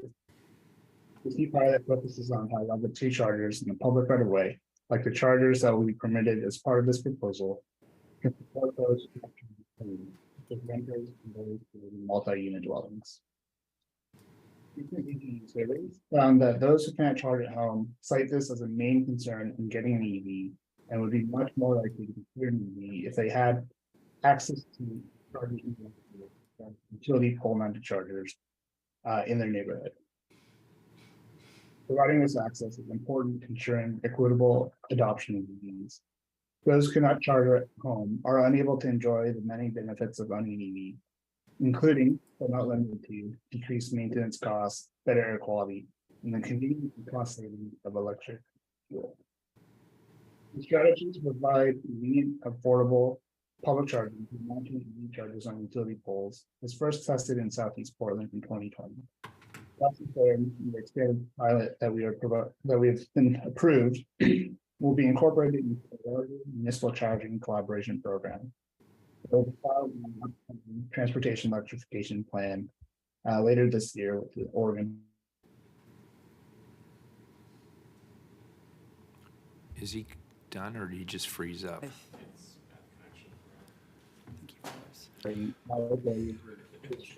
Striping and ongoing maintenance. But we would like to go together your administrative rulemaking process, to ensure that our concerns are addressed in a way that's consistent. Thank you. Anik, I think you're breaking up, so I think we've heard 90% of what you had to say, and we appreciate it, but we'll move on to the next person because it's not possible for us to hear you at this point. We have one last person, Corey from Flow. Welcome, Corey. Good morning, Mayor Wheeler and commissioners, and thank you, Jacob, for inviting me here to speak today. My name is Corey Bullis, and I'm a public affairs director at Flow EV Charging. We were founded in 2009 in Quebec City, and we are an EV charging station manufacturer and network operator. To date, we've deployed over 80,000 charging stations across North America, and we're enabling more than 1 million charging sessions per month. We actually just announced a really major milestone for us as a company last year, in which we're opening our first ever US facility in Michigan. I'm here today also in support of staff's proposal. One of Flow's specialties is curbside charging. Some of our most notable deployments are, we have 1,000 curbside chargers with the City of Montreal, we have 400 curbside chargers with the City of LA, and we have 120 with New York City. You've heard a lot of comments today about the importance of equity and access as it relates to curbside charging, and these were really the goals and focus of these deployments in those cities that I've mentioned. And just as a side note on how those deployments have gone, of all of Flow's publicly available chargers, we actually see the highest rates of utilization on our curbside chargers. It really is a testament to, if you build it, they will come. Ultimately, though, planning and permitting curbside charging can be really, really tricky. It does require immense coordination between cities, utilities, charging providers, and of course, robust community engagement as well is super key. And those deployments were successful. The cities that I mentioned, they have been as successful as they are because the cities were so proactive in working with us to bring charging to their jurisdiction. And that's ultimately what's important to companies like us, is really looking for cities who want to be a partner in this effort. We like to say at Flow, we're very much still in a scale-up mode as a company. We only have so much time and resources to dedicate to charging deployment. So proposals like what are before you today as it relates to curbside charging send a very clear market signal to us on what cities want to really see this in their community. It's no longer a question of if, it becomes a question of when. And it certainly makes it a lot easier for companies like us to dedicate the time and resources to work with your city to make these deployments a reality. And ultimately, curbside charging is still a pretty new concept across North America. And I would say the proposal before you today from staff it's very innovative, and it's a leading example of how to create a clear framework for industry to work with and to do it in a streamlined fashion so that we can hopefully make curbside charging, get those things deployed faster in your city. So this is a real opportunity for the city to continue to be a leader, certainly on a topic that is still relatively new in the EV charging space. So I'll just wrap up by saying we're very supportive. We really look forward to working with the city to make curbside charging a reality. And for those reasons, I respectfully urge your support of the proposal. Thank you. Commissioner Maps. Sure. I just want to thank all the invited guests for sharing their perspectives today. And I feel like I should ask the clerk if we have any public testimony signed No up? one signed up. Okay. Mr. Mayor, well, staff, do you have anything else you'd like to share today? No, I don't have any other questions or comments. Thank you. Very good. All right, Colleagues, anything else? Commissioner Ryan. Thanks again, Jacob. I'm glad this is our first reading, and I am supportive of it, but my job in the first reading is, of course, is to ask questions. So we talked about the difference between level 2 and level 3, but we didn't really factor in time is money. And so I did really quick arithmetic.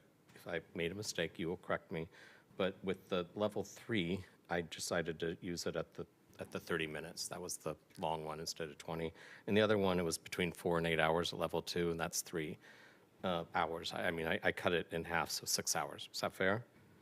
All right, so you can charge 1 on level 3, and then while you're charging, you can charge 12 at level 3 in the time it takes you to charge 1 at level 2. Was that factored into why level 2 was still the right decision? Thanks, Commissioner Ryan, for the question. I think PBOT is interested in doing some planning and policy work around level 3 charging. I think in a world where we had to scope a project to get it over the finish line, that was why we focused on level 2. I think another thing, just in understanding DC fast charging or level 3, is there is some research and some concerns about the impact of fast charging on the life of a vehicle's battery.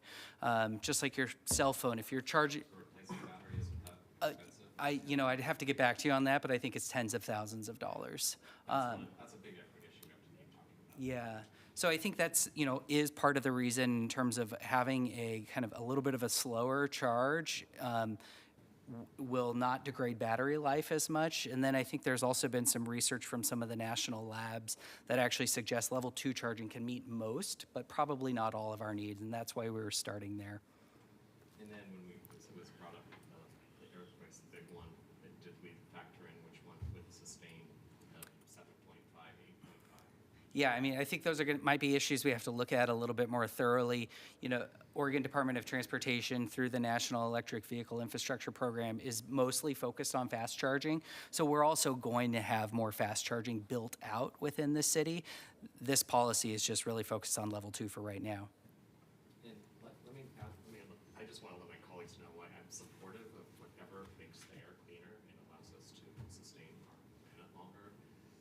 There's a cynicism that enters into my brain when around 2000-something, the environmentalists were big on converting to natural gas, and you got a rebate from the state of Oregon, from the industry, from the state of Oregon, if you converted to natural gas. Now, natural gas, 20 years is evil, and you must get rid of it. So how can you not, at my age, ask such questions when we're now all into electrification? So I just want to make sure we're always thinking and looking at all the consequences and be honest about the impacts that it makes on people who convert to it. And so I'm going to keep digging in with you and answer those questions, so we won't be embarrassed 20 years from now when you have another person up this dais who says they converted to this, and now we're told it's evil. Yeah. Is that all accurate? Yes. Right. Yeah. All right. Thank you. Let's keep having the flip side. And I think just real quickly, Commissioner Ryan, I think that's why PBOT still has adopted policy that says we prefer walking, biking, transit over some of these other options. So we'll continue doing all that work at the same time. We can walk and chew gum. Thank you, Jacob. Yeah. I enjoyed the dialogue. I appreciate it. All right, great, thank you. This is a first reading of a non-emergency ordinance. It moves to second as amended. Thank you. Next item, 151. Declare intent to initiate local improvement district formation proceedings to construct street improvements west of Northwest 83rd Place in the Northwest Reed Drive Local Improvement District. This is a resolution. Commissioner Mapps. Thank you, Mr. Mayor. Colleagues, this item comes to us from PBOT. It concerns the creation of a local improvement district on Northwest Reed Drive. Northwest Reed Drive is a residential street in the West Hills. The purpose of this lid is to improve a small section of that road. Specifically, this lid applies to the section of Northwest Reed Drive from roughly Northwest 83rd Place to the cul-de-sac at the end of Northwest Reed Drive. This road was originally built by a private developer in the 1960s. At the time, this road was not built to city standards. One of the reasons why the road was not built to city standards was that in the 1960s, the developer was not able to come up with a strategy for managing stormwater on the street in a way that complied with city code. It appears that at least an informal compromise was struck where the developer built a road that did not comply with city code, and PBOT declined to maintain this road because it did not meet city code. Instead, residents of Northwest Reedway were responsible for the maintenance of this street, and that is how the care and upkeep of Northwest Reedway has worked for the past 50 years or so. Unsurprisingly, over the past half century, this road has deteriorated. In fact, today, Northwest Reed Drive is in very poor condition and not salvageable. That's why a majority of residents on Northwest Reed Drive have come together and requested PBOT's help forming this local improvement district. This lid will remove the existing road, grade the street properly, and then construct a new street which complies with current city code. These planned improvements will upgrade the condition of the street to the point where Northwest Reed Drive will qualify for maintenance by PBOT. Here today, we have two staff members from PBOT to tell us more. We have Andrew Abbey, Local Improvement District Administrator and Project Manager with PBOT, and a special guest. Andrew, I'll turn it over to you. Thank you very much, Commissioner Mapps. That was a great introduction. Sitting on my left is Scott Bryan. He is our resident pavement engineering supervisor here at PBOT. And we have a presentation. I know you're a little behind schedule today, so we will endeavor to move through this quickly. If we could go to the next slide, please. So this is the long history of Northwest Reed Drive. This project has been in motion basically since 1968. We've had multiple petition efforts, as you can see there, summarized on the schedule of how we got here. Full disclosure, I've been at the city a long time, but I was not here for the first several iterations of the petition effort that occurred on Northwest Reed Drive. I was involved in the spring 2004 petition effort where we thought we could do a grind and inlay on the street, and the property owners declined to pursue the LID at the time, and then we've had a fairly exponential deterioration in the condition of the pavement. Back in 2013, there was a stormwater permit issued to construct a public stormwater facility. As Commissioner Mapps pointed out, this is the West Hills. This is a very steep area, and stormwater is not simple or easy in this area. But almost 5 years later, the new public stormwater facility was built, which then allowed an LID to move forward with only street improvements and without any stormwater improvements. So this is probably the first, last, and only LID that I will ever bring to council that doesn't have stormwater in the resolution or ordinance title, because we always build new stormwater facilities, except for this one when we bring LIDs to council. So what has really been a nice turnabout on this project is after literally decades of debating who was responsible for the roadway and the pavement, we've now transitioned into a very collaborative discussion with a new set of property owners on the street. We had meetings in September and October that were very well attended, very good collaboration. Scott Bryan joined me at the second of those two meetings, and we got into the nitty-gritty of pavement and what the condition of the street was and everything else. So we petitioned the LID, and we are here today with majority petition support from 14 out of the 25 property owners. We have 2 assessment zones. If I can make a slight clarification, this is actually not all that small of a project. It's the equivalent of 1,114 centerline feet of street. And assessment zone A has a per equivalent dwelling unit cost of $52,658. And assessment zone B has the equivalent of 4 centerline feet, very short, $2,174 per equivalent dwelling unit. This is also in an R10 zone. This is very low density development. It's in the West Hills. And that is certainly one of the cost drivers in addition to the condition of the pavement, because we don't have that many properties over which to split the cost. Could we go to the next slide, please? Commissioner Ryan, do you have a comment on that slide? Or do you want to wait? Yeah, never mind. Go ahead then. Okay. So I went back through the historical archives on this, and back in 2000, what one of the property owners on the street communicated was, we'd like to complete the base rock and paving repairs. We would like to eliminate property owner liability for improper maintenance, which is under Code Section 17.42 of City Code, eliminate potential impact on property values, and also eliminate the need to provide disclosure to prospective purchasers of property. Well, 2 minutes before you convened the council session this morning, we received testimony in support of this LID. It was the 4th property owner to testify in favor. And in case you haven't had a chance to read his testimony, I thought I would just quickly summarize it. He said, "We bought our home less than 2 years ago, and in that time, we have seen parts of the street coming out and water undermining the pavement. The alligatoring of the street increases each winter with the water penetrating the asphalt, freezing and expanding the cracks, and eventually leaving large gapes. The rate of erosion has and will continue to accelerate each year. The road is on a steep hill with rainwater and snow seeping under the asphalt and eroding the base and subgrade layers. This in turn could cause large sections of the street to sink, shift, and slide." So that's testimony you received from one of the property owners in support of the project. If council approves this resolution, we will come back with an LID formation ordinance in April. Another very unusual aspect of this project is we have existing curbs on the street, and I've never had an LID before where we had existing curbs on the street. So those curbs would remain. We would only do minor replacement where there's a few gaps in the curb. We would also not build sidewalks, so sidewalks would only be a potential condition of future redevelopment. We're trying to keep this affordable and minimize physical impact to the property. PBOT Pavement Engineering would be the technical lead on this project, so this would not go through our normal CIP project delivery project. We'd like to turn around the design very quickly and get it out to construction sooner rather than later. And then finally on this slide, one thing that we're really excited about is we're trying to learn from other jurisdictions, and we think that there's a possibility that full depth reclamation rather than full reconstruction may be appropriate here.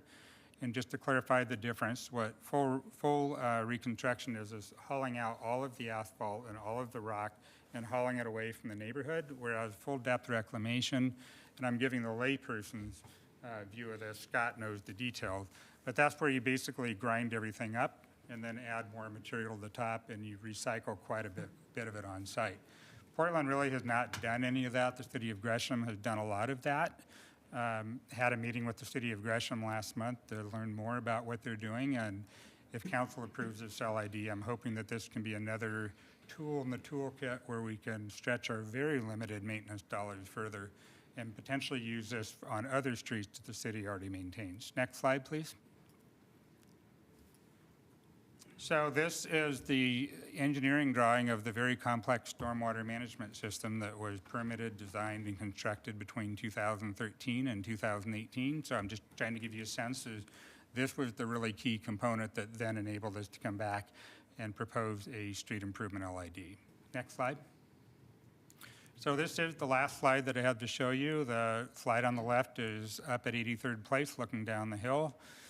The slide in the middle shows that rock from underneath the subgrade migrating its way to the top, and then the right just shows the alligatoring of the pavement. So pretty geeky technical stuff, but we do have a physical problem here. And I'm just tremendously appreciative that the property owners have stepped up to the plate to tender their petition support, and I hope you'll approve this resolution today. Thank you. Thank you. Is there any public testimony? Yes, we have 3 individuals signed up. All right, 3 minutes each, name for the record. And colleagues, just a heads up, we're going to take a break after this for the closed captioner. First up, we have Jennifer Burrell. Welcome, Jennifer. Hello, thanks for having me here today. Good morning, Mayor Wheeler and Portland City Commissioners. My name is Jennifer Burrell, and I'm one of the homeowners at the bottom of Reed Drive. I'm really grateful for Andrew Abbey for his work and getting this LID going. I don't want to go through all the history as he did. He did a great job of going through that. And so I'm going to skip to just my statement, which is I'm here to ask you to vote to approve the formation of this LID on our street so we can have it repaved and maintained, eventually, hopefully annexed by the city and maintained. I was one of the neighbors who got everyone together so that we could have these conversations with Andrew and he could help us understand the scope of the project. It's been a bitter pill to swallow, so to speak, for a lot of us, knowing that we have to fork over a bunch of money. It's not an inexpensive project, but we all understand, or the majority of us understand it, at least the ones who voted in favor of this and petitioning, that this is a necessary expense for us to keep our community and our road well maintained. So I ask that you please vote in favor of forming this LID so that we can maintain the road, and I appreciate your hard work. Thank you, Jennifer. Next up is Brad Herner. Welcome. Oh, right here. Hey, Brad. Thanks for being here. Thanks. My name is Brad Herner. I'm a homeowner on Northwest Reed Drive. Thank you for your time this morning. I voted in favor of forming this LID. I'm sure you know, as elected officials, getting a majority of people to agree on anything is difficult, much less getting them to agree to stump up on the neighborhood of $52,000 each to bring this road up to code, but we think it's the right thing to do. The road is in very bad shape. It's a very steep road, and it's only going to get worse from here. We don't really see any practical alternative if this LID isn't formed. But if it is, obviously it will help home values, and that will help property tax revenues for the government. If it's not formed, I'm really fearful that emergency services like ambulances, fire trucks will not be able to access the road when we really need it. So I would please ask you to join us in help bringing Northwest Reed Drive into the Portland family. Thank you. Thanks, Brad. Appreciate you being here. Thank you. And thanks, Andrew, Andrew's been great. Great shout out to him for all his tireless work on our behalf. So thank you. Thank you. Thank you. I did not tell him to say that, by the way. Our last testifier is Todd Dance. Hi, Todd. Thank you. Thank you, commissioners, for hearing about our LID. We bought our house less than 2 years ago, so it was a surprise to us to know that it has not been annexed in with Portland. I started noticing that every time the street sweepers came, snow plows, they would do a U-turn right above our house, and I'd be like, why not the rest of the bottom half of the street? The top half of Northwest Reed is maintained by Portland. The bottom half is not. Therefore, we get weeds in our part of the street, chunks of pavement missing. Growing up in the Santa Cruz Mountains during the Loma Prieta earthquake, I've seen how roads can be destroyed pretty easily by an earthquake when there has been a lot of water intrusion under the road. So I'm hopeful that this will pass. I respect all the neighbors that voted against it. It's a pretty tough pill to swallow. But as we've seen from around 2000, where it might have cost a few $1,000s to repave it, now in the tens of the thousands to fix it, I see that the costs will only escalate. Thank you for your time. Thanks for being here. All Appreciate right, it. thank you. Thank you. Just a quick clarification, Andrew Abbey, LID Administrator. I do want to say that we sent out 25 petitions, 14 were returned, 11 were not returned. But I do want to state for the record, I have not had anybody call me, email me, or otherwise communicate to me that they were opposed to the project. Thank you. Great. Anything else, colleagues? Sure. Andrew, thank you. As always, that was a great presentation. And you know, I kind of focus a lot on those 11 that you haven't heard from, because it is a big bill. And I get that you have majority, looks like 56%. But again, you don't know if they just didn't reply or if they're against it. There was a suggestion that some are against it. I'm always struggling with what we do with people on fixed income, especially, that suddenly have this new invoice from the city. And I think I'll continue to ask those questions and how we go about connecting with them. Is there a way that we can be helpful to them so that they can, especially elders that want to age in place? That's always my concern. Thank you, Commissioner Ryan. I think the answer to that question is we did connect with them twice last fall, and we had very good attendance at the 2 property owner meetings that we had on site. You said you hadn't heard from those 11. Oh, we had the 2 property owner meetings last fall, and 11 of the property owners did not sign and return their petitions.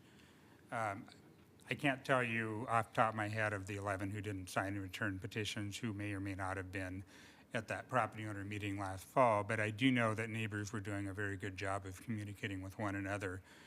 You know, I think in the final analysis, Commissioner Ryan, we do have our petition process and outreach process for a reason, which is we do have a big momentous decision to make, and we provide every opportunity for people to not only participate with one another, but also to contact me if they have concerns. I will just tell you anecdotally, I had a LID in Argay many, many years ago, and I had one property owner, I literally never heard from that property owner from the time we had the property owner meetings to the time we went to council.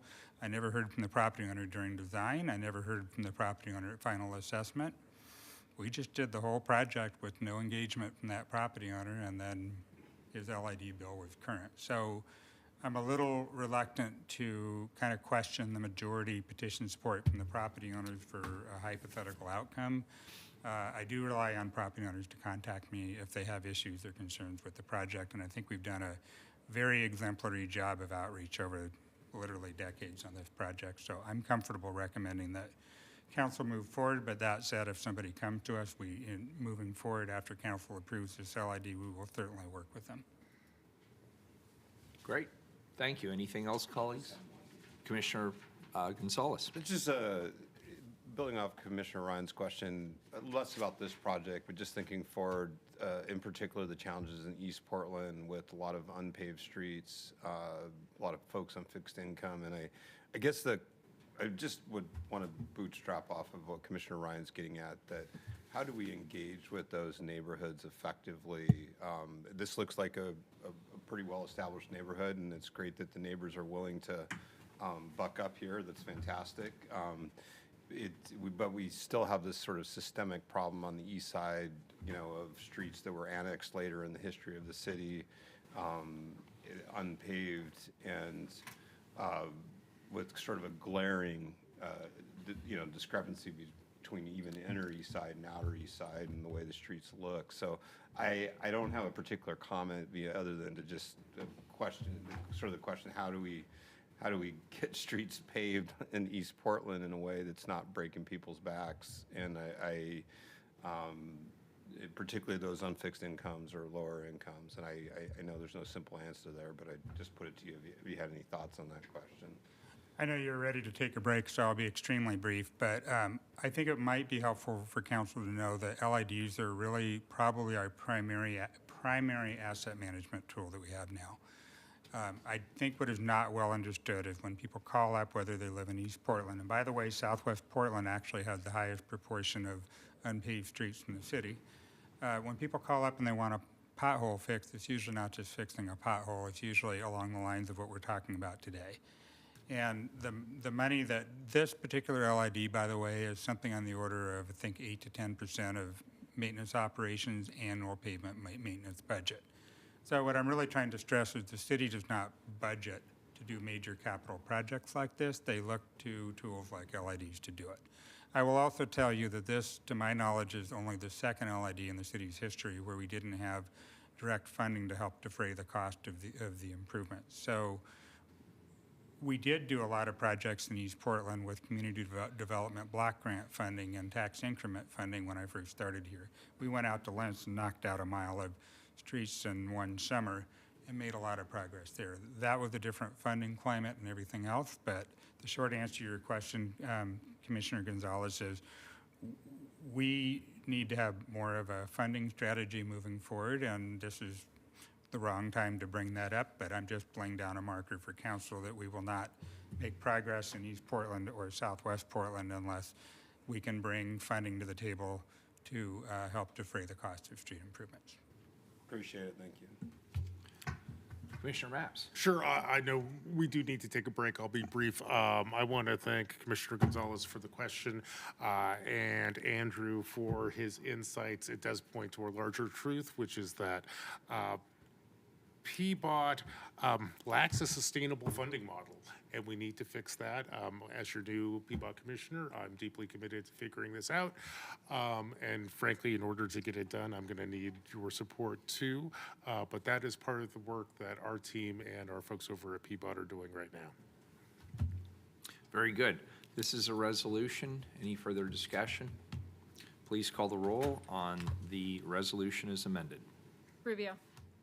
I just want to thank Commissioner Maps for bringing this forward, and Andrew, as always, thanks for your great work on this, and for really sticking with the community and figuring out a solution.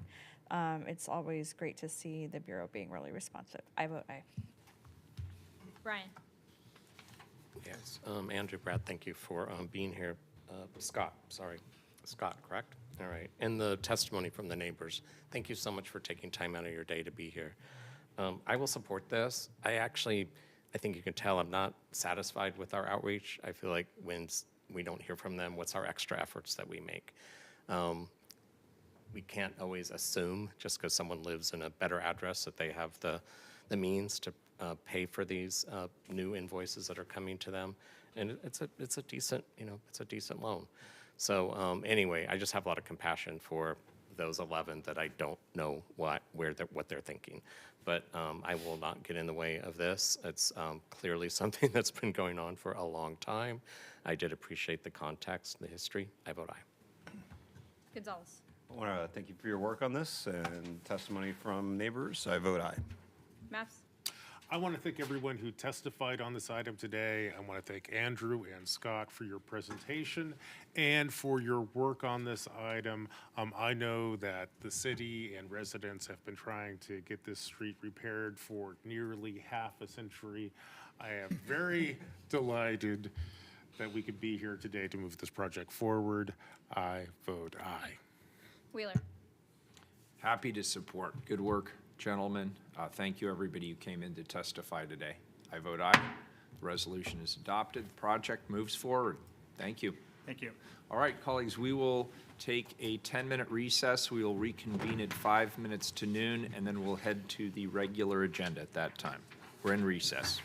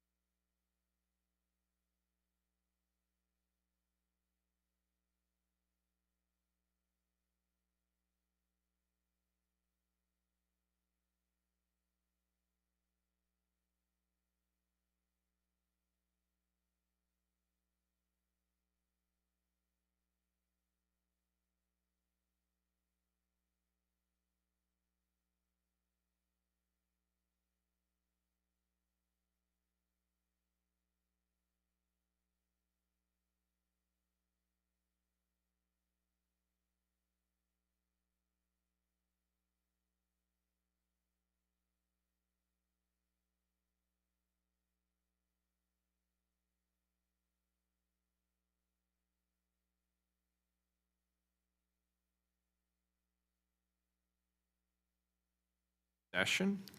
We're now moving to the regular agenda. Item 162, please. This is a report. Accept bid of $1,774,800 from James W. Fowler Co. for the Columbia Boulevard wastewater treatment plant effluent channel wash water line replacement project. Well, that sounds literary, doesn't it?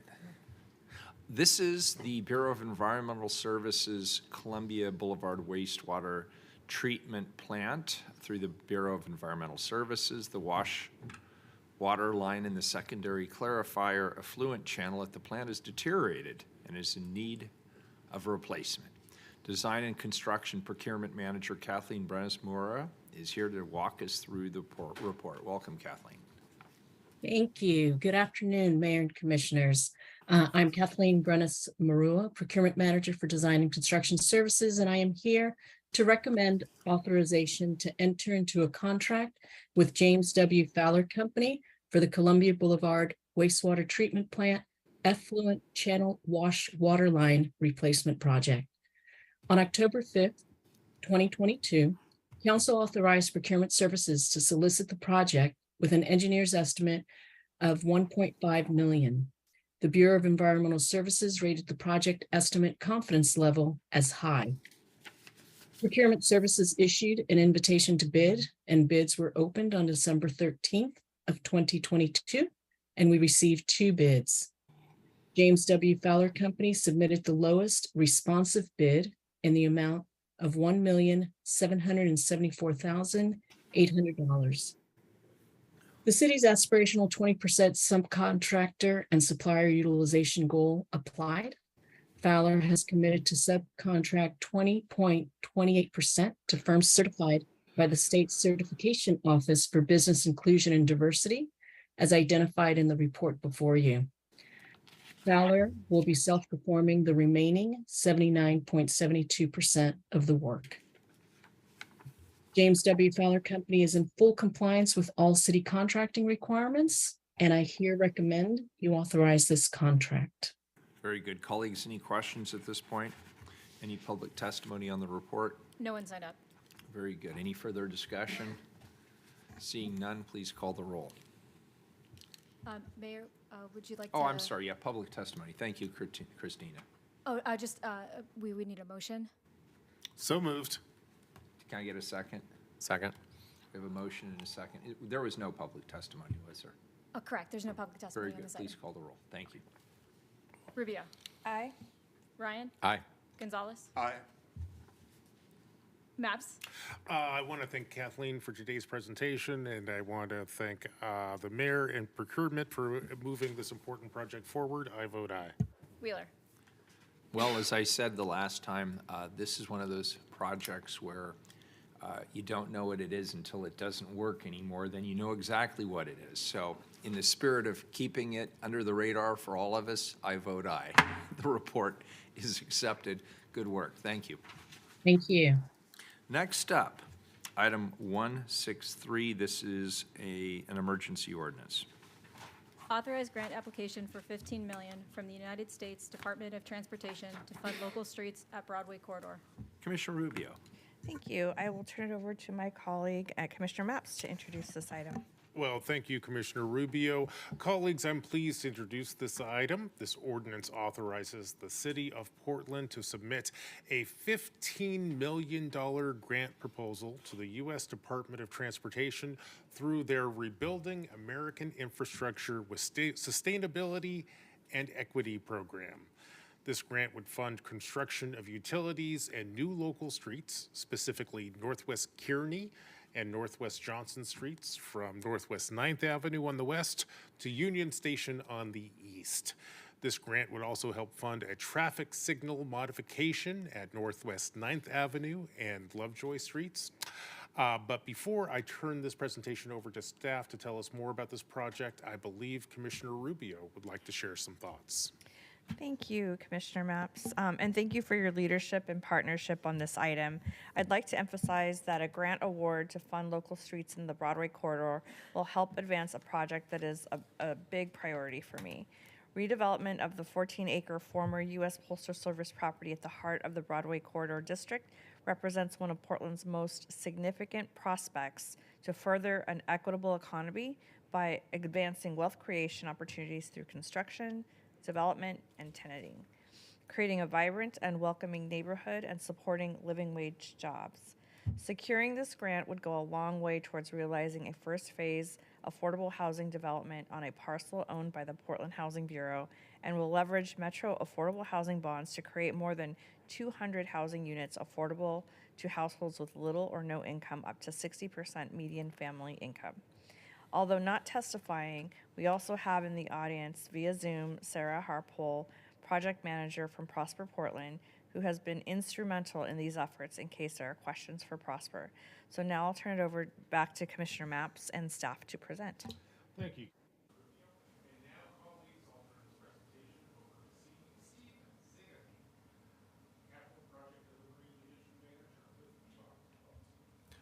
Thank you, Commissioner Mapps, and thank you, Mayor and Commissioners. Again, Steve Sigathy, Capital Delivery Division Manager at PBOT, and we do have a PowerPoint, I think, queued up. There it is. Thanks so much. And again, we also have, as Commissioner Rubio said, Sarah Harpole, Senior Project Manager at Prosper Portland. We're here before you to seek authorization for this $15 million grant from the U.S. Department of Transportation. You may recall we did this last year, so this is our second attempt at the grant. We did get positive feedback from federal staff in Washington, D.C. that encouraged us to apply again for this grant with some recommended betterments to our application. Next slide, please. So again, the grant program is RAISE, acronym for Rebuilding American Infrastructure with Sustainability and Equity. This time, the federal government has about $2.3 billion with a B in discretionary grants available. Similar programs in the past you may have heard about, Tiger and Build. The city and its partners have been pretty successful with these types of discretionary grants, most recently in 2017 with the city, with PBOT and the Port of Portland building the North Rivergate overcrossing in the Rivergate Freight area. This round, the grant sizes eligible are $5 million to $45. We are again going after a $15 million grant once again. Next slide, please. As some of you saw last week on the site, site is about 14 acres bounded by Lovejoy, Hoyt, 9th, and Broadway.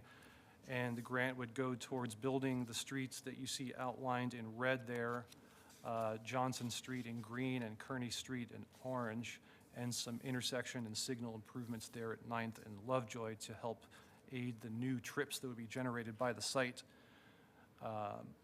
Next slide, please. Building these streets unlocks about 70% of the development potential of the site, which can, overall, the site can accommodate up to 8,800 jobs, 2,400 new households, and as Commissioner Rubio said, hundreds of affordable housing units that were committed through the master plan process. Next slide.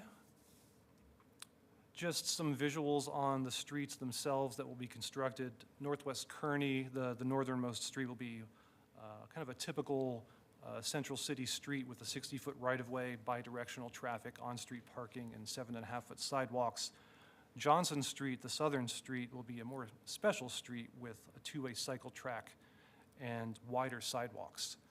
And the next slide has some illustrations there on proposed Johnson Street. This is intended to be kind of a main street for the district with opportunities for public gathering, some potential retail uses depending on what types of development go in along the street. And again, a two-way cycle track and wider sidewalks. And this is part of the longer route that would connect Union Station with the Pearl District and other neighborhoods in Northwest Portland. Next slide. Grant benefits, rather obviously, is that it would reduce our city financial burdens, reduce PBOT's system development charge expenditures by about $3.2 million. There is a local improvement district that council already authorized on the site for $23 million. That would be reduced if we got this grant by about $12 million. And that also would reduce the interim interest costs on that local improvement district by about $6 million if we got this grant, which would then reduce some risk on the general fund because the city owns those properties currently. And of course, the project in general boosts the financial feasibility of affordable housing and private development on the site. It gets us this nice continuous greenway route across Northwest Portland and leverages up to $4 million 4 million square feet of smart growth that would support our city climate and housing goals. Next slide, please. So to be clear, we have the mechanisms to pay for this project if we don't get the grant, but we thought it would be prudent to ask for this grant from the USDOT in this $15 million amount to defray a majority of those costs. So there you see, with and without the grant, you know, we would be basically down to sorry, I lost my train of thought there. I think the big takeaway here is that we get a majority of the project paid for, and we also get the interim interest costs reduced by getting this grant if successful. And last slide, I believe, is the next one. Second to last, I should say. So, you know, responding to the comments from our federal partners, we obviously we're trying to make our application stronger. We have really tried to get those merit criteria that the grant application requires us to answer to dial those in a little bit more. I won't read the list there, but those are the different criteria that the reviewers are looking at on these grant applications from various jurisdictions throughout the country. And then also strengthening our coalition of support in support of the project. And on that note, you know, thank you to members of council that were able to join us on last Thursday on site and joining Congresswoman Bonamici on the groundbreaking of the demolition project. Next slide.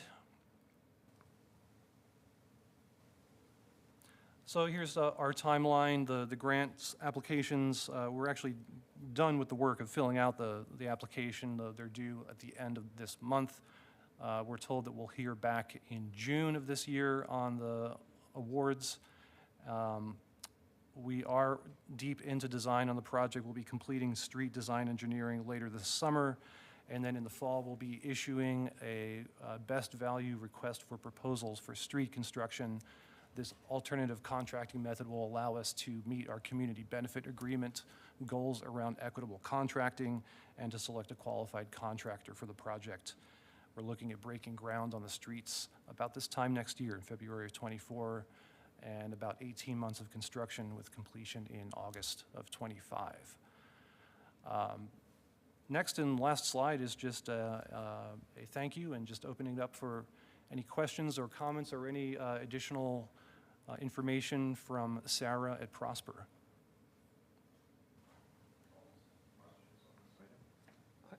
I do have one. Just a general conceptual one. This is super exciting. Love that we have this potential. How much does our grant application really tie our hands as we need to alter to economic realities with whatever part, you know, with our partners we go forward in the region, in the area? And so I mostly just want to understand, like, to what extent we have golden handcuffs if we're awarded the grant here and need to tweak the concept at the ground level. Yeah, thanks for that question, Commissioner Gonzalez. You know, getting a federal grant, you know, it does require us to obviously, you know, we're beholden to the federal grant requirements. Thankfully, PBOT in the city of Portland is certified in federal aid project delivery. We currently are delivering 30 other federal aid projects and are certified for design and construction. So we have experience with this type of grant. And you know, we would have to do some additional processes. We'd have to go through a National Environmental Policy Act process. We would typically get what's called a project categorical exclusion. So it wouldn't be a big environmental process, but we'd have to do your typical federal environmental and other processes that we're used to doing on other federal aid projects. I don't know if Sarah has anything else to add to that. I would just note in our debrief, we did have the opportunity to confirm we can still apply the requirements of the Regional Workforce Equity Agreement to the federal project. So it does align nicely with our commitments to community benefits. Okay, thank you. Further questions, Commissioner Mapp? Go. Very good. Any public testimony on this item? No one signed up. Very good. Please call Rubio. I would like again to thank Commissioner Maps and Steve and the team at PBOT for their partnership and leadership on seeking this grant. I am particularly proud of the cross-bureau approach to this project that's driven by a commitment to create an inclusive and connected and economic opportunity-rich site. Portlanders can expect future development in the Broadway corridor to prioritize climate resilience, create connections among this site with adjacent neighborhoods and across the city, and deliver on affordable housing goals. So if awarded, this grant is a smart investment of our public dollars, so I'm happy to vote aye. Brian. Thank you, Steve. Great presentation. I don't want to get in the way of us getting this big award and rooting for us, and grateful that you had the great kickoff last week with the Congresswoman there. That's all part of the process. So let's get it, and I hope that we can be celebrating in June. I vote aye. Gonzalez. Thanks for the work. I vote aye. Maps. I want to thank Steve for that presentation. Colleagues, as your Public Works Commissioner, I can tell you that PBOT, BES, and Water are excited to get into this neighborhood and start to build out the infrastructure so we can see new development come to this very important and long neglected space. I also want to take a moment to thank Commissioner Rubio and Prosper Portland for their partnership and helping make this transformative project a reality. For these reasons and more, I vote aye. Wheeler. Thank you. I'd like to thank Prosper Portland, Commissioner Rubio, PBOT, and Commissioner Maps for continuing the work to unlock the extremely phenomenal potential of the Broadway corridor and the former USPS site.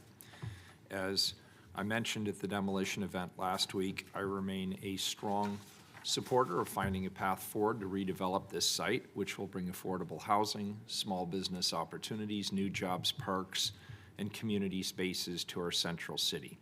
This is the best opportunity we will have for several generations to develop a neighborhood from scratch in the central city. And so it's important that we get it right, not only in terms of what we build there, and this speaks to the infrastructure that we're talking about today, but also how we build it and who builds it. And as was mentioned last week, this is intended as a community space for all in the city of Portland. It's a long time coming, but this really is beginning the process of tangible investments. We saw the post office building begin its process to come down.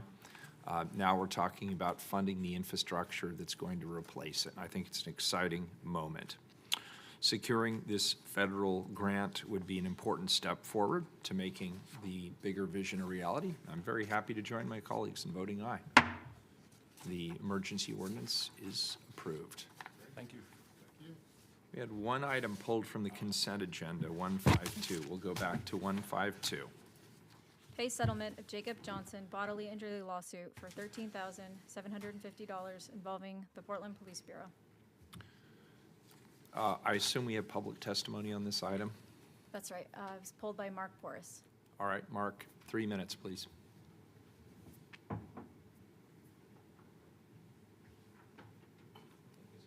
Is he not here? He's there.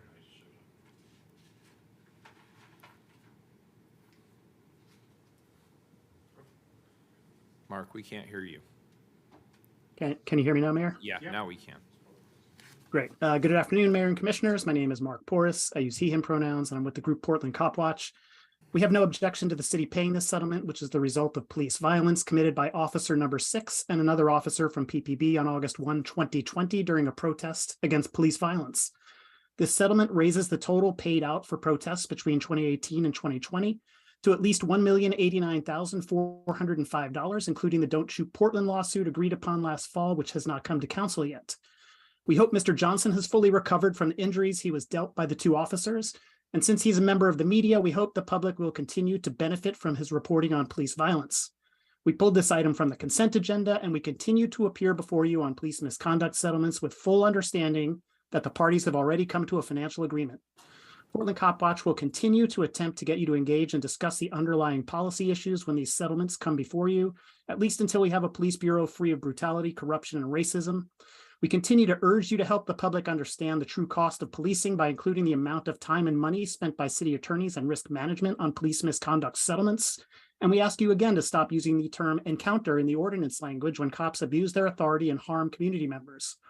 As reported in the US Press Freedom Tracker, which includes links to video of this incident, independent journalist Jake Johnson was shoved into a bush by a police officer clearing protesters from a street. Despite being clearly marked as press, a second PPB officer then slammed him onto a car hood and maced him at close range. We suspect it was pepper spray rather than mace, but you get the point. Mr. Johnson said he had moved between parked cars when the officer used a baton to shove him and that he injured his pinky toe when he tried to catch his fall. He attempted to follow the officer asking for his badge number. Reading the number on the back of the officer's helmet, he can be heard yelling that it was officer number 6 that shoved him. Another officer shoved him into a car, hyperextending his knees, and when he looked up, he was immediately maced.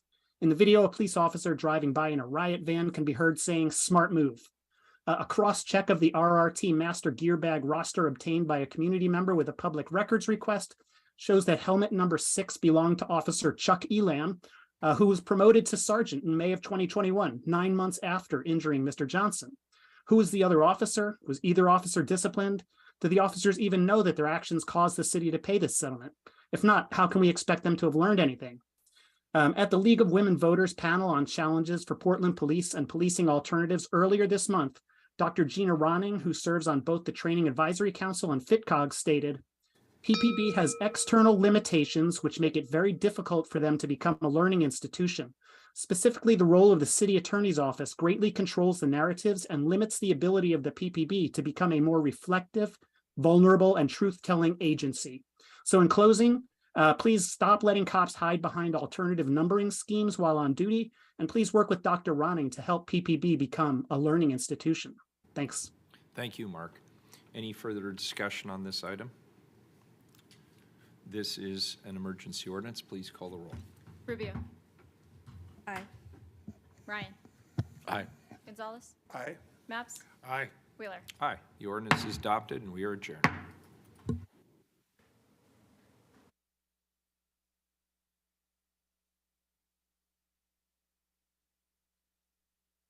Recording stopped.